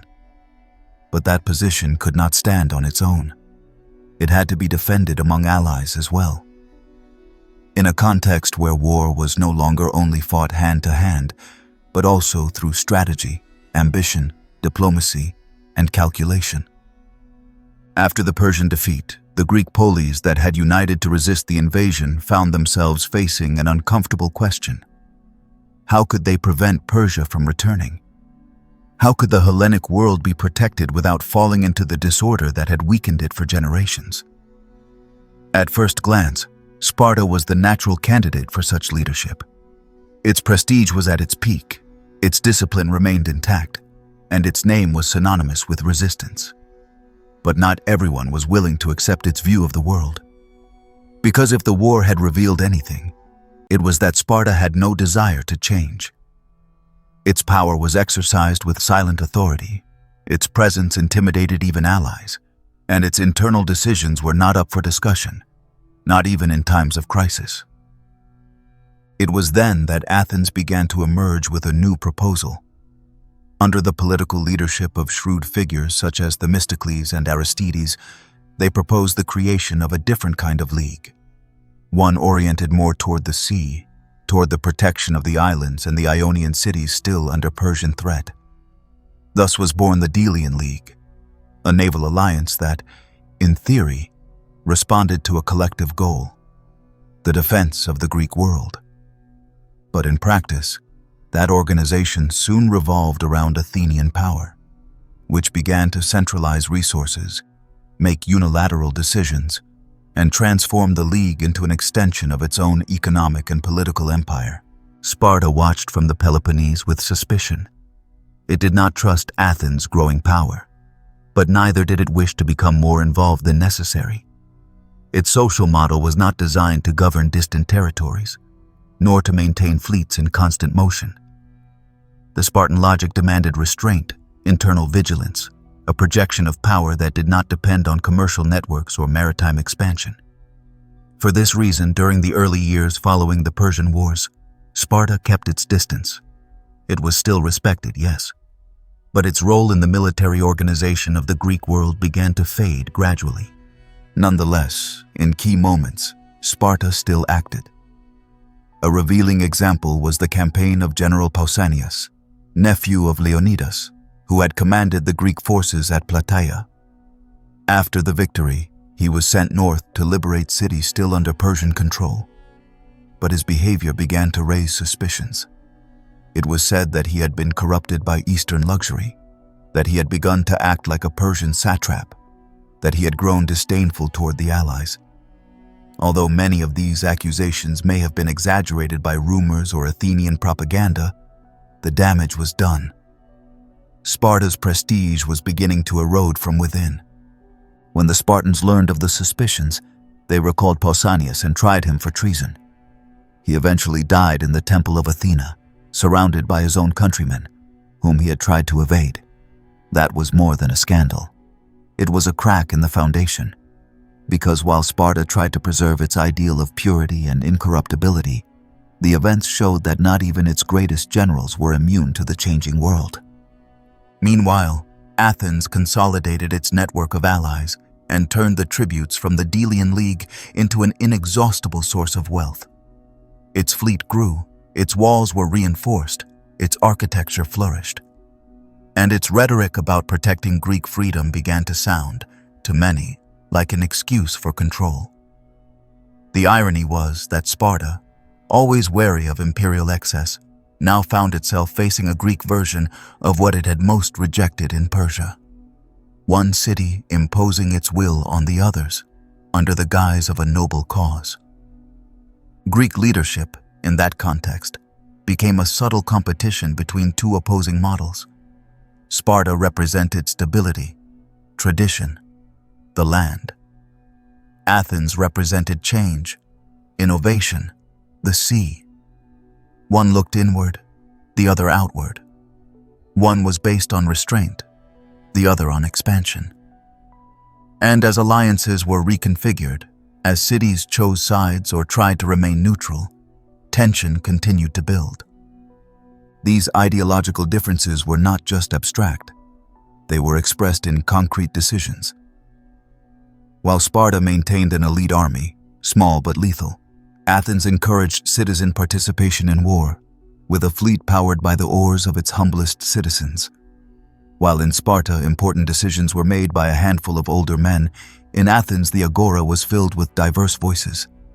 And although both cities shared temples, games, and language, the distance between them kept growing. War, then, was no longer just about facing the Persians. It became a struggle for the soul of Greece. Who should set the course? Which values should prevail? Spartan austerity or Athenian vitality? Closed hierarchy or democratic experimentation? Sparta, true to its nature, did not take the offensive immediately. but it understood that it could not remain immobile. It began to regroup its Peloponnesian allies, reinforced its position in collective decisions, and made it clear that if Athens crossed certain lines, there would be consequences. What seemed like a subtle dispute for influence was about to become an open conflict, a fratricidal war without precedent. And in that prelude, in that tense calm where every move was watched with suspicion, Greek leadership was split. Two cities, two ways of understanding power, two glorious pasts in dispute. What was at stake was no longer a temporary alliance or a trade agreement. It was the symbolic and practical control of an entire civilization. Because peace, though desired, was becoming increasingly fragile. And on the horizon, war among Greeks was no longer a distant possibility. It was an inevitable destiny. The Peloponnesian War.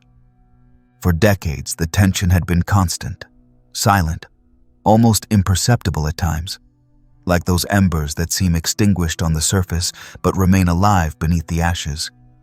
The Greek world, seemingly victorious after the expulsion of the Persians, concealed a much deeper conflict, the inevitable clash between two ways of understanding power, life, government, and war: Sparta and Athens, land and sea, austerity and ambition, tradition and change. The Peloponnesian War did not break out overnight, and perhaps for that very reason, it was so devastating. It was not a brief confrontation, but a long, exhausting, irregular, and cruel process that ended up consuming all of Greece. The causes of this conflict are multiple, and it would be naive to think they are reduced to hatred between two cities. It was a clash between entire alliances, between leagues of police that saw the other as an existential threat. Athens, with its Delian League turned into an instrument of economic and military dominance, was expanding across the Aegean as a power in full growth. Sparta, meanwhile, led the Peloponnesian League with a less visible but equally firm authority. Both claimed to defend the freedom of the Greek polis. Both saw themselves as the legitimate heirs of the Hellenic spirit. But neither accepted the other's prominence. The immediate trigger seemed minor: a dispute between Corinth and Corcyra, two traditional allies of Sparta who ended up clashing over commercial matters. Athens intervened, signed a treaty with Corcyra, and protected its interests. Sparta saw it as a provocation. Shortly afterward, another conflict erupted between Athens and Potidæa, also within Corinth's sphere. Frictions multiplied, and in the year 431 before the birth of Christ, after a final series of exchange threats, Sparta declared war. Thus began a conflict that would not be resolved in a single clash, nor within a single generation. The war was divided into several phases, each with its own dynamics. In the first stage, known as the Archidamian War, Sparta adopted a classic land-based strategy: invade Attica, destroy crops, and provoke Athens to fight in open field. But Pericles, Athenian leader during those early years, refused to fall into the trap. Athens could not match Sparta in land combat, but it did possess absolute superiority at sea. So he confined the population within the city walls and supplied the economy through the port of Piraeus, protected by its fleet. The decision was rational, but it had terrible consequences. Overcrowding inside Athens favored the spread of a devastating plague that killed thousands of citizens, including Pericles himself. The city was struck, disorganized, demoralized, but not defeated. Its economy endured, its navy remained intact, and its allies in the Aegean Sea continued to supply resources. Sparta, although victorious on land, was unable to tip the scales definitively. The war became stagnant. Temporary truces were signed. There were negotiations, breakdowns, betrayals, and after a grueling decade, the flames reignited with greater force. The second phase of the war was marked by the rise of new figures, especially Alcibiades, a complex, ambitious, brilliant, and dangerous character. He was Athenian, but he would end up collaborating with both Sparta and Persia, depending on his own interests. His boldest proposal was a naval expedition to Sicily, with the goal of subjugating Syracuse and extending Athenian power westward. The expedition was a disaster. Poorly organized, lacking sufficient support, misinterpreted by the Allies, it ended in a massacre. The fleet was destroyed, thousands of soldiers captured. Athens, which had placed everything on that move, was left more exposed than ever. Sparta seized the opportunity. It strengthened its naval strategy, something that until then had not been its strong suit.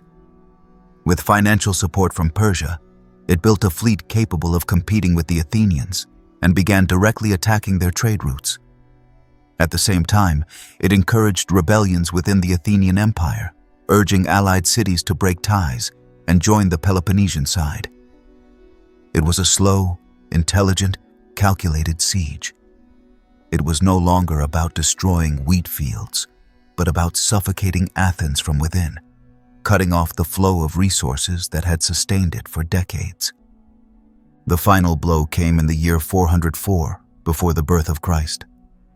After a series of naval defeats and with its population exhausted, Athens surrendered. At that moment, Sparta had the chance to destroy the city completely, to wipe its greatest enemy off the map. But it chose not to. It was an unexpected decision. The Spartans, perhaps inspired by the ancient pan-Hellenic ideal, perhaps out of respect for Athens' history and legacy, allowed the city to continue existing, though under humiliating conditions. Destruction of its walls, dissolution of its empire, suppression of its democracy. Athens survived, but it was no longer the same. Sparta, in victory, became the undisputed power of Greece. But that triumph did not bring peace or stability. The Peloponnesian War had lasted nearly 30 years, and its effects were visible in every corner of the Hellenic world. The cities were impoverished, alliances broken, traditional values disfigured. Violence had become routine, mercenaries proliferated, and trust in institutions had eroded. Sparta, though at its peak, now faced challenges for which it was not prepared. Because governing is different from resisting. Conquering is different from maintaining. Sparta had prevailed because it had remained faithful to itself. But in the new scenario, where it had to manage broader dominion, deal with rebellions, and intervene in distant affairs, its rigid structure began to show cracks. And in the meantime, new threats began to emerge, both inside and outside the Peloponnese. The war had ended, but Spartan hegemony was only beginning, and with it, a new stage of challenges, mistakes, and decisions would unfold. Decisions that, far from consolidating its power, would slowly begin to weaken it from within. The Spartan Empire. When the smoke of the Peloponnesian War finally cleared, Greece was no longer the same. Athens, once proud and expansive, lay defeated, humiliated, stripped of its fleet and its long walls. The cities of the Aegean, which for decades had sent tribute to the treasury of Delos, were left disoriented, orphaned of a protector that had turned into a tyrant, but had also guaranteed them stability. And at the heart of that vacuum, at the head of a fragile and newly built structure, appeared Sparta. For the first time in its history, the Lacedaemonians found themselves in a position they had never wished to occupy, that of an imperial power. Because despite its apparent institutional modesty, its rejection of ostentation, and its pride in remaining unchanging through time, Sparta now had to govern. Not in its own way, isolated in the valley of the Eurotas, but in the style of empires, managing distant allies, making decisions about territories they had never set foot on, intervening in foreign conflicts, and most contradictory of all, maintaining a power no longer based solely on military prestige, but also on diplomacy, coercion, and, in many cases, fear. The rise was immediate. As soon as Athens fell, Sparta imposed oligarchic governments in the defeated cities. These were the so-called dicarchies, councils of 10 local citizens, always aligned with Spartan policy, backed by a Spartan officer known as a Harmost, whose role was to ensure everything operated according to the interests of Lacedaemon. This network of control spread quickly. Spartan hegemony became a tangible reality, but also an artificial one. Because unlike the Athenians, who had built their power on a solid maritime commercial network, the Spartans had no experience managing empires. Their culture, focused on self-sufficiency, on restraint, on perpetuating a closed way of life, began to strain from within. One of the first signs of this imbalance was corruption. Some Spartan generals, sent abroad to maintain order, began to behave like Eastern satraps. They enriched themselves, made secret deals, imposed excessive taxes. The values that, for centuries, had made Sparta an exception within the Greek world began to dissolve through contact with the outside. And in Laconia, the cradle of their identity, this expansion brought no real benefit. The Spartan population, which had never been large, did not grow at the pace of its ambitions. And every citizen sent to govern another city was one fewer to defend their own territory. The contradiction ran deep. Sparta had defeated Athens by accusing it of imperialism, of abusing its allies, of enriching itself at others' expense. But now it repeated the same patterns. Revolts began to emerge. Cities that had allied with Sparta out of fear of Athens now found themselves under a colder, more distant, less understanding authority. And although the Lacedaemonians were respected as warriors, their political ineptitude became increasingly evident. Ruling was not just about imposing order. It required vision, structure, and the capacity to adapt, things the Spartans, by design, did not possess. Inside Sparta, tensions were growing.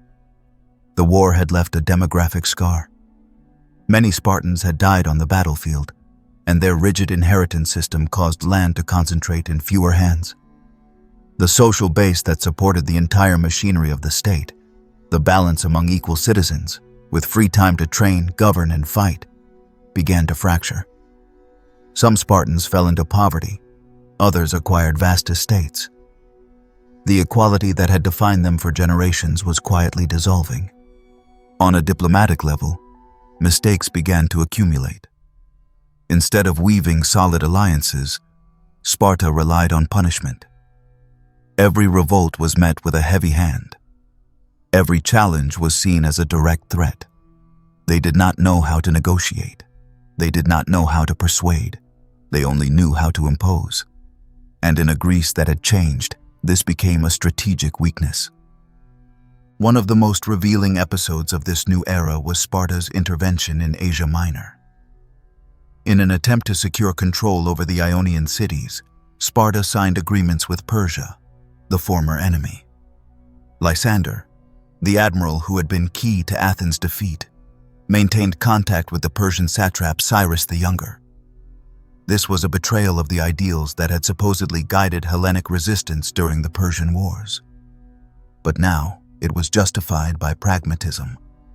What mattered was holding on to power, even if it meant negotiating with the same empire that Leonidas had faced to the death.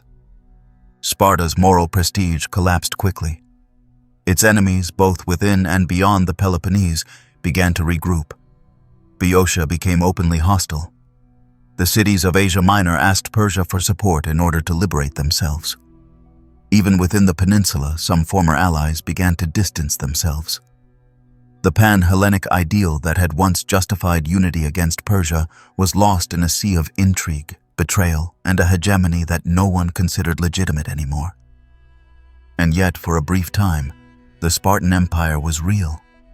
They controlled trade routes, installed garrisons, collected tribute. They were, in their own way, a centralized power. But they paid a very high price, because every step outward was one less step toward internal consolidation. While Sparta looked to the sea, its foundations eroded. They were no longer the same. They could no longer afford to be. Lysander, the man who had brought Sparta to its military peak, became an ambiguous figure. Admired for his audacity, feared for his arrogance, he ended up amassing so much power that he began to eclipse the kings themselves. And that, in a society where the balance among institutions was sacred, was unacceptable. Lysander's arrogance, his eagerness to intervene, his willingness to modify laws and structures in other cities, turned him into a symbol of the system's decay. When he died in battle, many in Sparta breathed a sigh of relief, but his shadow would continue to loom for years. The Spartan Empire, then, was an anomaly. A brief yet powerful stage, but one doomed from the start. Because Sparta was never designed to rule such a complex world. Its strength was resistance, not administration. Its essence lay in defense, not expansion. In trying to become what it had always despised, it lost its center, its coherence, its moral authority. And as the poleis reorganized, as new alliances emerged and the balance of power began to shift again, Sparta found itself at a crossroads. It held power, but it no longer held conviction. Hegemony, when not sustained by shared ideals, does not last long. And Greek history, relentless in its rhythm, was about to turn its back on Sparta. On the horizon, a new threat was emerging. A city that had, until then, been secondary, but one that was ambitious, methodical, with a modern military formation and an unstoppable will. Thebes. Spartan hegemony was about to be tested as never before in the military decline. For centuries, the name of Sparta had been synonymous with strength, austerity, and invincibility on the battlefield. Its army was feared by all, even by those who had never seen it in action. The mere mention of the Lacedaemonian hoplites, aligned in an impenetrable phalanx, was enough to dissuade many from starting a conflict. They had forged their reputation through blood, discipline, and an iron will to remain untouched by the corruption of the outside world. But when that world changed, when the demands of power forced them to act beyond their ancestral structure, the foundation of their strength began to crack. Sparta's decline was neither immediate nor obvious at first, but once it began, it became unstoppable. Every empire that attempts to expand beyond its organic limits eventually pays a price. In Sparta's case, that price was its own military model. As long as they ruled from the safety of the Peloponnese, they could preserve their agoge, their rigorous training system, and maintain their elite force of Spartiates, full citizens born and raised solely for war. But governing an empire required something else: prolonged campaigns, garrisons in distant cities, a constant presence in foreign conflicts. And for that, they simply didn't have enough men. The problem wasn't just about numbers, it was structural. In the Spartan system, only the homoioi, the equals, could serve in the elite army.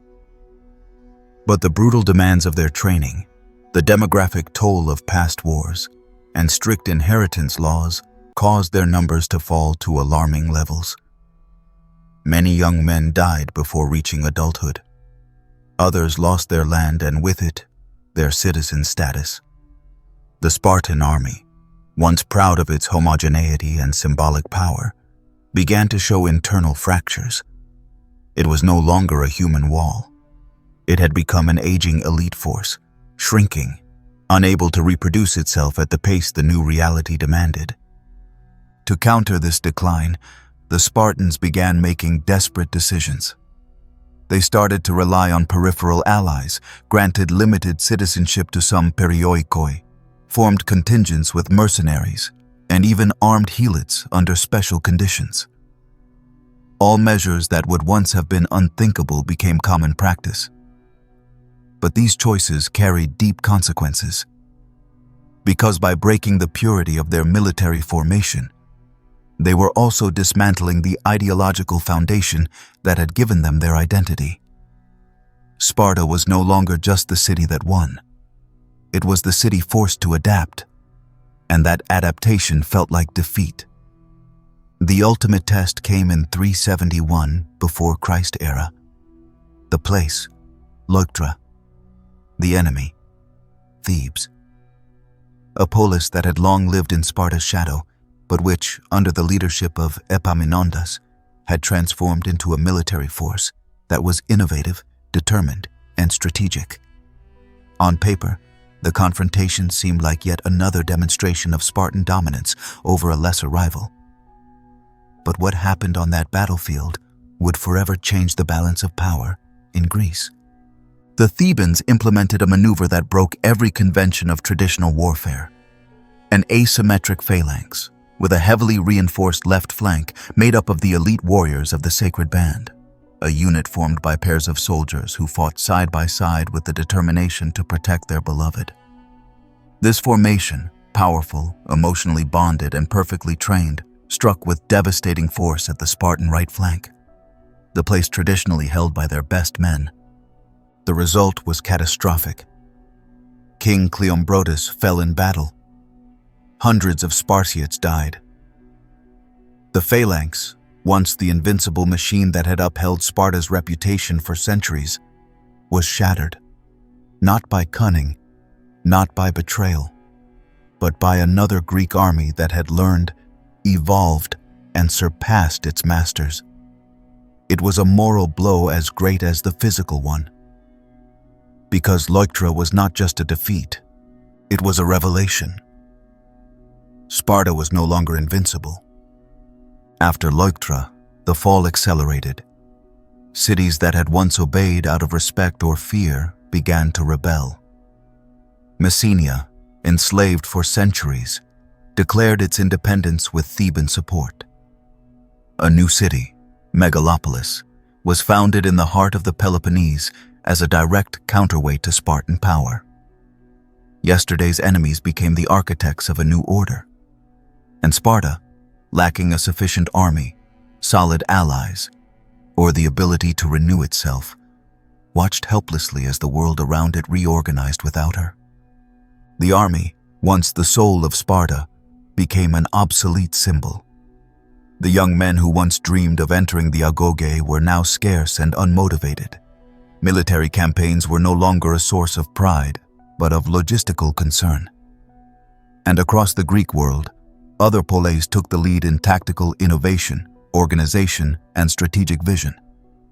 Sparta, which had once dominated by preserving its model, now fell for failing to reinvent it. The tradition that had once given them cohesion became a chain. Every urgent reform was seen as a betrayal of Lycurgus' legacy. Every attempt to expand citizenship was resisted by the few remaining elites. And so, trapped in its own past, Sparta grew irrelevant in the face of new powers rising to prominence. Thebes in its brief but brilliant hegemony, Athens with its renewed maritime alliances, and even Macedonia in the north, beginning to emerge as a power with a vision that extended far beyond the traditional Hellenic world. Sparta's military decline was not a simple string of defeats. It was a slow, painful, and visible transformation of a city that, upon losing its control of the battlefield, also lost its place in history. Because Sparta had no dazzling temples or a commercial fleet to sustain it. Its power was war, and when it stopped winning, it stopped leading. Yes, there were still years ahead. There would still be skirmishes, partial reforms, gestures of resistance, but the essence had been shaken. The city that had raised its sons to die before surrendering now had to accept the loss of its hegemony with no hope of redemption. In the southern Peloponnese, the mountains still stood, the Eurotas still flowed, and the stone walls remained intact. But within Sparta, the army that had once been the embodiment of tactical perfection was now just an echo of a vanishing era. And as the spears fell, the silence of a greatness that failed to adapt began to engulf the entire city. Leuctra and the end of the hegemony. For more than a century, Sparta's dominance in Greece had seemed unbreakable. Though its population was small and its politics closed, its military prestige was enough to maintain a balance of power that favored its interests. Even when it made mistakes, its reputation as an invincible power acted as a shield. But that image, forged through centuries of tradition and cultivated through the rigorous sacrifice of its citizens, was about to crash against a far greater truth. War evolves, and those who do not evolve with it are left behind. In the year 371 before the birth of Christ, Sparta reached a turning point. The place, Leuctra, a plain in the region of Boeotia, not far from Thebes. What would once have been just another clash between rival poleis became, without many realizing it at first, the final act of Spartan hegemony. The relationship between Sparta and Thebes had been marked by decades of latent tension. After the Peloponnesian War, Sparta had dedicated itself to intervening actively in the internal affairs of other cities, imposing oligarchies, harassing democracies, and placing governors who served its interests. Thebes, proud, warlike, deeply rooted in Boeotian tradition, resisted that control. But beyond politics, what was taking shape at the heart of Thebes was a military transformation that very few were able to understand in time. Under the leadership of Epaminondas, a general as brilliant as he was bold, the Theban army was reorganized from the ground up. Instead of imitating the Spartan model, it questioned it. Instead of following the classical order of combat, it altered it. And in that laboratory of military ideas, a unique, exceptional unit was born, the Sacred Band, an elite force made up of 300 men, paired not only through discipline, but also through emotional and affectionate bonds. They fought beside their companion, their lover, their reflection. And that made them firmer, more determined, more willing to die than to give ground. The strategy Epaminondas deployed at Leuctra broke with all known manuals. He concentrated his strength on the left flank, increasing the depth of his phalanx to 50 men per line. That compact and overwhelming mass was directed straight at the Spartan right wing, the strongest part, where none other than King Cleombrotus was fighting. The idea was simple: strike with everything at the enemy's heart, dismantle their command structure from the beginning, and sow confusion. And it worked with chilling precision. When the impact occurred, the Spartans faced something they had never encountered: a formation willing to hold its ground without retreating, without opening flanks, without breaking lines. The Theban tactic was new, unexpected, almost heretical by Greek standards. The Spartan phalanx, traditionally invulnerable, began to give way. Cleombrotus fell mortally wounded, and with his death, the Lacedaemonian army lost its cohesion. The defeat was total, and most importantly, it was public. The myth of Spartan invincibility disintegrated within hours. The echo of what happened at Leuctra spread with unusual speed. The cities that for decades had obeyed Sparta out of fear began to reconsider their loyalty.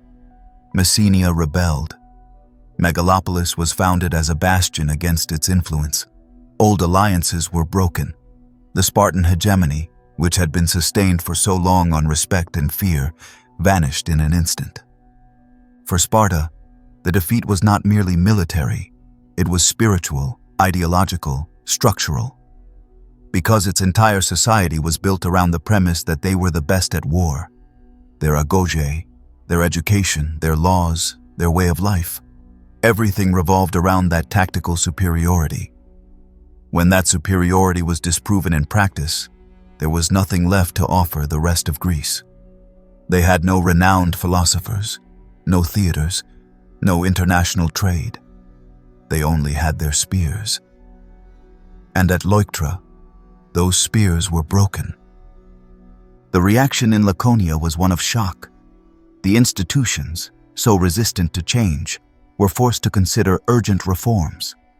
Some proposed opening citizenship to new groups, loosening inheritance laws, and allowing allies to be incorporated as equals into the army. But the internal resistance was enormous. The land-owning nobility, the guardians of Lycurgan orthodoxy, refused to give up their privileges. Sparta was too rigid to reinvent itself, too proud to learn from its defeat, too structured to allow for a new beginning. And meanwhile, the Greek map was being redrawn. Thebes took on an unexpected leading role, not as a classical empire, but as an organizing power of new alliances. Athens, though weakened, regained part of its maritime influence. Corinth and Argos became more independent.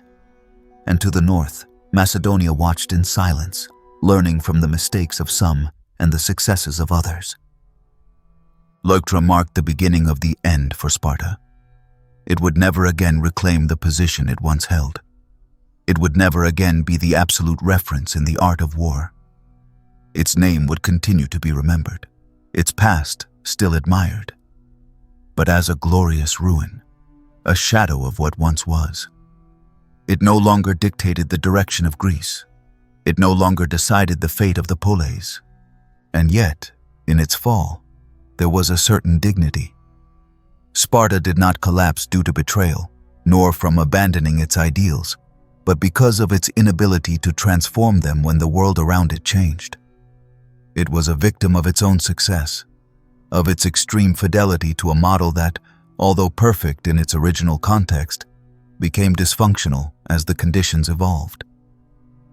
The defeat at Leuctra was, ultimately, the logical consequence of that unyielding loyalty. The end of Spartan hegemony left a lesson written in blood across the battlefields of Greece. No power is eternal, no reputation is indestructible, no army is invulnerable. And those who are not willing to learn are destined to disappear from center stage. From that moment on, the story of Sparta would enter a different phase, one of survival. A city locked within its legend, increasingly isolated, increasingly weak, increasingly irrelevant. But there were still chapters left to be written, because even though it no longer ruled, even though it no longer imposed, Sparta still existed. And its history, even from the shadows, would continue to intertwine with the fate of Greece. The Relegated Sparta. The fall of Sparta at Leuctra was not merely a military defeat. It marked the definitive collapse of its central role in Greek politics. That army, which for generations had marched with the certainty of the invincible, now returned to Laconia in silence, without celebration, without pride, without answers. The prestige that once allowed them to dominate without occupying had vanished into the air like smoke after a lost battle. Sparta was neither invaded nor destroyed, but it was pushed aside, dragged to the margins of history by its own rigidity. While the rest of the city-states took advantage of the new flexibility of the Greek order to adapt, to form new alliances, to negotiate their own spaces of power, Sparta remained motionless. Wounded at its core, distrustful of change, withdrawn into itself. It had lost Messenia, the region that for centuries had provided slave labor and economic stability. It had lost allies. It had lost the fear it once inspired. And with that, it also lost its ability to influence the collective destiny of the Hellenic world. Proposals for reform did emerge, yes, as a desperate reaction to the evident decline. Some, more lucid, proposed expanding citizenship, incorporating the perioikoi, or even certain freed helots, in an attempt to rebuild the military body that had once been the heart of the polis. But the internal structures, designed since the time of Lycurgus to resist change, could not yield with the speed demanded by the times. Property remained concentrated in few hands, social inequalities deepened, and the population of full Spartans declined to alarming levels. The army, once a model of collective perfection, was now nothing more than a memory. Sparta, in this new stage, still had form, but it had lost its function. Young men still marched into the agoge, still trained with rigor, still paraded under the watchful eyes of the elders. But they no longer did it to defend an empire or sustain the hegemony of their city. They did it out of inertia. The ritual persisted, but its meaning was empty. Society continued to replicate ancient molds without realizing that the world that had once made them necessary no longer existed. Amidst this slow decay, neighboring cities began to rise with new projects.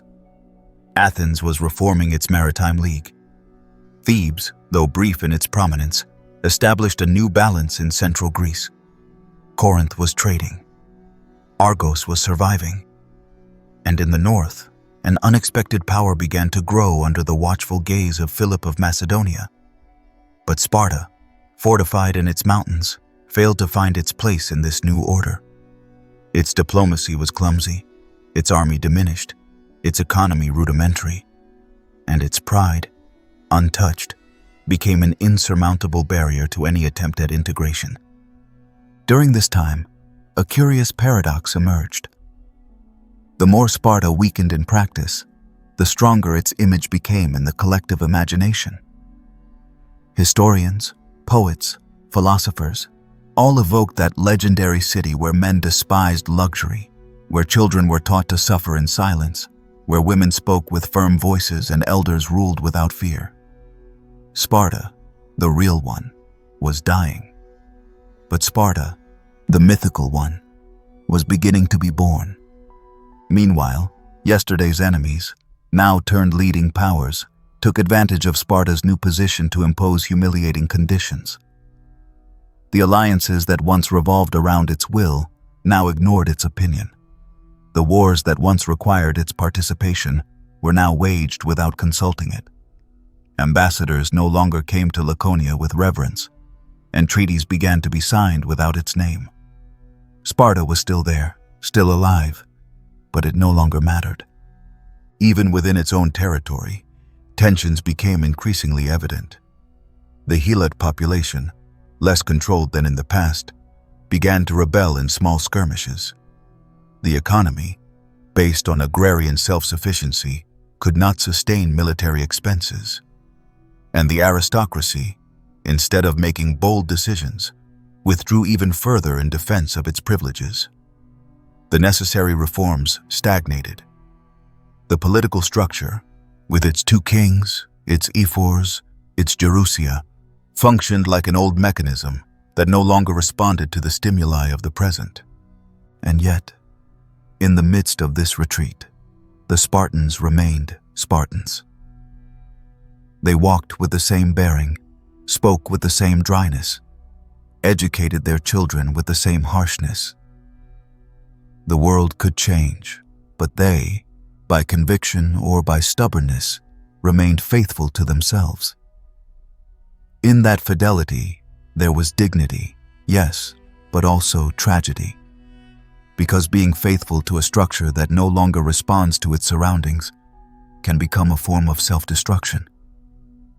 The decline was not sudden. It was a constant drip, a slow loss of relevance, a succession of missed opportunities. Each generation seemed to have fewer options, less strength, less faith. And meanwhile, to the north, Macedonia advanced. Sparta watched that advance as one watches a storm from the other side of the mountains, with suspicion, with mistrust, but without intervening. The 4th century before the birth of Christ was for Sparta a time of passive survival. It no longer led or organized. It merely existed. Its myth grew as its power faded. And although it was still remembered as the cradle of the most feared warriors, its present drifted further and further from that image. That distance between myth and reality would become a constant in the years to come. Because Sparta, even as it slowly consumed itself, continued to feed the imagination of Greece, and soon, that of the Roman world. Its lifestyle, its discipline, its sacrifice would become symbols of another era. But for those living in Laconia, for the few Spartans who still remembered the days of glory, the truth was painful. The world had moved on. And they, trapped in their laws, their customs, their pride, had been left behind. But even from the margins, Sparta never ceased to be observed. Because its fall carried a certain fascination. It showed how even the most powerful can be defeated not by an external force, but by their own inability to change. And in that silent lesson, a final act of greatness was hidden. Although it no longer dictated the fate of Greece, the name of Sparta continued to be spoken with respect. And that mixture of admiration and pity, of past greatness and uncertain present, marked the beginning of the final chapter of its history as an autonomous power. Because from the north, a new conqueror was approaching, and he brought with him the definitive end of everything Sparta had once been. Sparta's relationship with Macedonia. When Macedonia began extending its reach southward, dragging the great Greek poleis under the centralized power of a single king, Sparta was already a city anchored in the memory of its own former glory.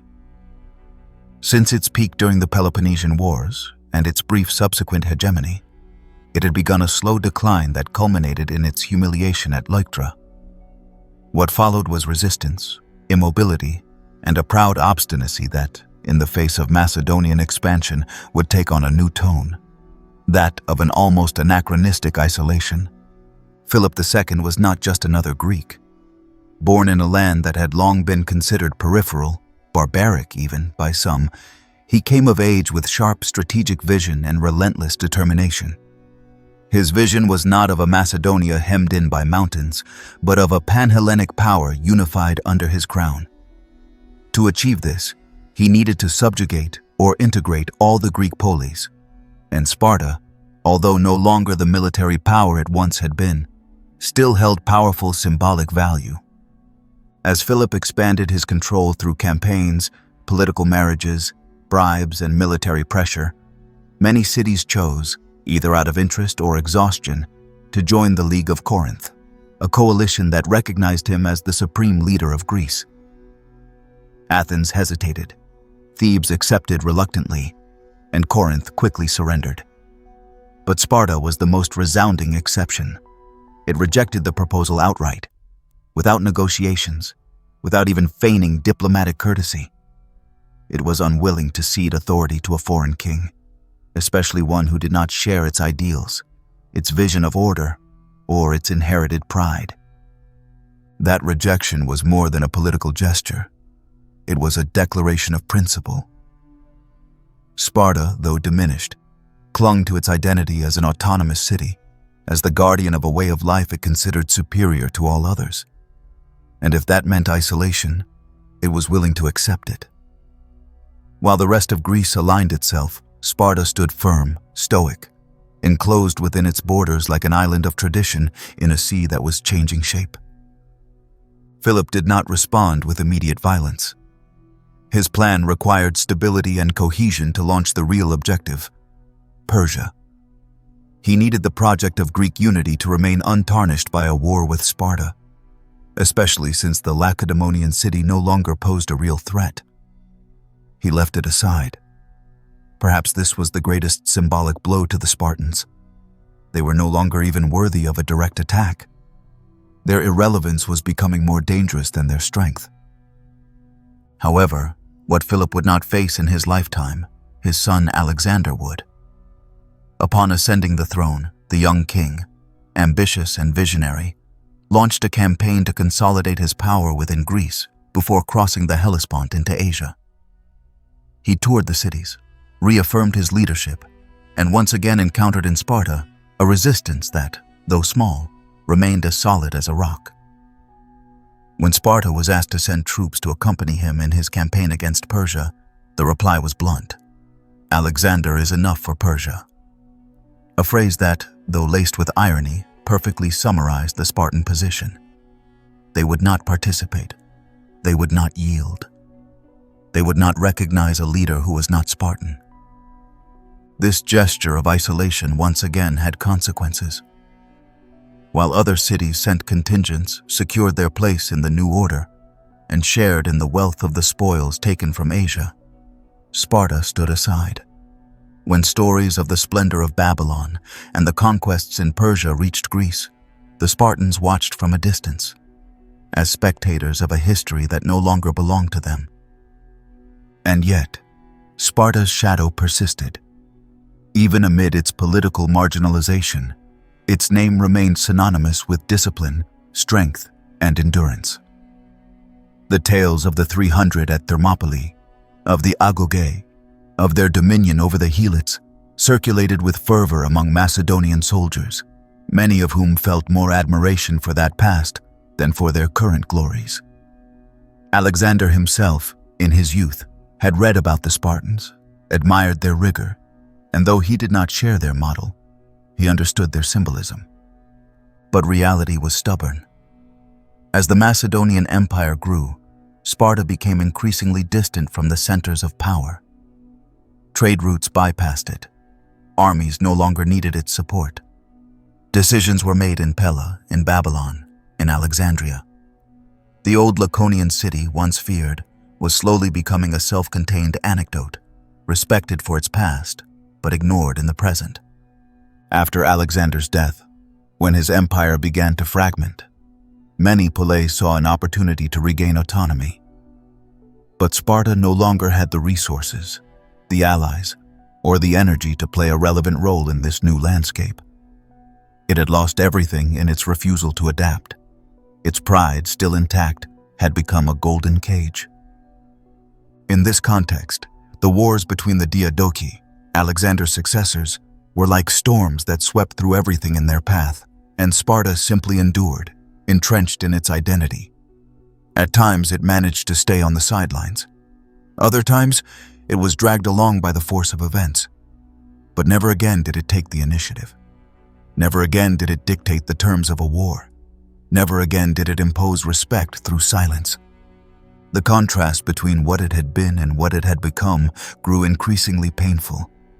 New generations grew up hearing stories of glories they had never lived, shaped by a system that no longer responded to their world. Meanwhile, the Hellenistic world evolved toward new forms of organization, new cultures, new alliances, and Sparta, faithful to its past, became incapable of looking forward. In its relationship with Macedonia, the paradox of the Spartans was revealed in full force. Their strength lay in their constancy, their loyalty, their resilience. But these virtues, magnified into immovable principles, ultimately doomed them. While everyone else changed, they remained. While others negotiated, they stayed silent. While others advanced, they stood still. And in that dignified stillness, they lost the world. Sparta's story with Macedonia was not one of spectacular wars or tragic alliances. It was a story of distance, of mutual rejection, of paths that never fully crossed. And that distance, more than any battle, sealed the fate of a city that had once made all of Greece tremble. Because after Macedonia would come Rome and new eras, and Sparta would still be there, but only as a symbol. The final chapter was near, and with it, the definitive transformation of Sparta from power to legend. The Spartan Legacy. Sparta vanished from the stage as a dominant power, but it never truly left history. While its walls aged and its population dwindled, while other powers took control of Greece and later of the world, its shadow continued to cast itself with an intensity that no other city of the ancient world managed to maintain. Its legacy, shaped by rigor, discipline, pride, and silence, survived its defeats. And even more than that, it multiplied, growing beyond what its own citizens could have ever imagined. The figure of the Spartan transcended its time. Those men raised in the agoge, hardened by scarcity, shaped by obedience to the community, became the archetype of the ultimate warrior. The image of the hoplite who does not retreat, who fights even when the cause is lost, who dies standing without showing fear or pain, became etched in the collective memory with almost mythical strength. It is no coincidence that centuries later, the Romans adopted many of their ideals, admiring Sparta as a city of austere, tough, and incorruptible men. Although Rome was a different world, filled with laws, forums, and imperial conquests, it saw in Spartan sobriety a reflection of its own foundational virtue. And yet Sparta's legacy is not limited to the battlefield. Its story also offers a profound reflection on power, rigidity, and the price of purity. Because Sparta, in its desire to preserve a perfect way of life, or at least one perfect by its own standards, refused to change. to adapt, to evolve. In that obstinacy lies a silent yet powerful lesson. Even the strongest societies can fall if they fail to understand the world around them.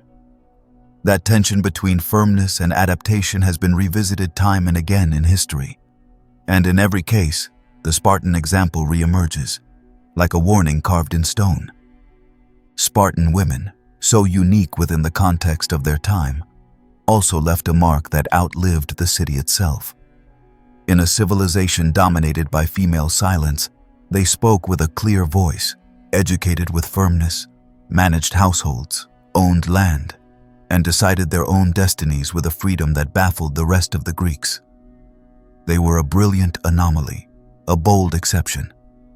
And in the history of thought, their image has been reclaimed as a symbol of female power in a world that did not grant it. Later thinkers never stopped debating Sparta. Plato, for example, admired its social order, its control of desire, its shared community interests. For him, the Laconian city represented a kind of achievable utopia. Aristotle, on the other hand, criticized its lack of balance, its rigidity, its disdain for art and philosophy. Between the two lies an interpretive divide that has accompanied Sparta to this day. Was it an example or a warning? A model or a mistake? A beacon or a prison? That ambiguity keeps it alive, open to new interpretations, filled with narrative potential. Over time, Sparta shifted from being a political reality to becoming a legendary figure. When the Roman Empire took control of Greece, it found in Lacedaemon a proud old city, still proud of its past, though already distant from the whirlwind of history. Some emperors visited it. Others ordered the restoration of certain buildings.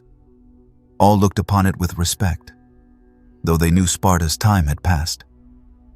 And within that shared nostalgia, the modern myth began to form. During the Middle Ages, classical texts circulated with difficulty. But when the Renaissance rekindled Europe's interest in antiquity, Sparta re-emerged as a symbol. It was invoked by humanists, soldiers, reformers. In the Enlightenment, some thinkers exalted it as a paradigm of republican virtue. Others, like Jean-Jacques Rousseau, saw in it the highest expression of civic education, of man subordinated to law, of duty above desire. Meanwhile, the French Revolution celebrated it as an example of civic virtue, with some revolutionaries adopting its frugality as a banner against the monarchy's luxury. In the 19th century, with the rise of nationalism, Sparta was invoked by ideologies of all kinds. In Germany, for instance, some romantics exalted its discipline as a moral model. In other places, its political system, its form of education, its vision of community were studied. And in the 20th century, when totalitarian regimes sought inspiration in antiquity, many looked to Sparta, with its iron hierarchy, its disdain for individualism, and its cult of war. But critical voices also emerged. Intellectuals, historians, and artists began to question the cost of that ideal. How much freedom must be sacrificed in the name of unity? What kind of life is worth living? Can a society be sustained solely on obedience and sacrifice? In these questions, Sparta became a mirror. It was no longer just a model, but a dilemma, a possibility to be examined with care. In its successes and failures, in its glory and downfall, we see the extremes to which a civilization can go when it confuses strength with inflexibility. Today, Sparta exists. It is a modern city, small, unpretentious, located at the foot of Mount Taygetus, on the same land where the ancient Spartans once ruled. There, tourists walk among ruins, statues commemorate Leonidas, and streets bear names that evoke a history greater than the place that now contains it. The Sparta of today has no army of its own, no kings, no agoge, but it has memory. And within that memory, centuries intertwine. Cinema, literature, and video games have all returned to the Spartan legend. Films like 300, historical novels, documentaries, and comics have contributed to keeping its memory alive, sometimes exaggerating, sometimes oversimplifying, but always recognizing something essential. There is in Sparta a raw truth, a primal force that still touches something deep within the human mind. The struggle, the courage, the community, the sacrifice, all of it continues to pulse beneath the dust of the ruins. And so, even though its political power faded more than 2,000 years ago, Sparta endures. In military academies, in debates about education, in speeches on civic virtue, in war stories, even in gyms. Its name is invoked as a synonym for brute strength, relentless resistance, absolute firmness. But also in some corners, as a reminder of the dangers of dogma, of isolation, of a perfection that suffocates what is human. That is, perhaps, its deepest legacy. The ability to invoke fundamental questions about order, freedom, duty, and power. Because Sparta was not just a city, it was a way of thinking, a tension between glory and the price paid to achieve it. And as long as there are those who seek to understand the soul of civilizations, Sparta will remain alive. And so our journey through the history of Sparta comes to an end, a city that never ceased to be a myth, even when it was no longer a power. If this story helped you see the past with new eyes, let me know in the comments. I am curious to know which part surprised you the most, or which figure from this history left a mark on you. And if you want more journeys like this, I invite you to subscribe.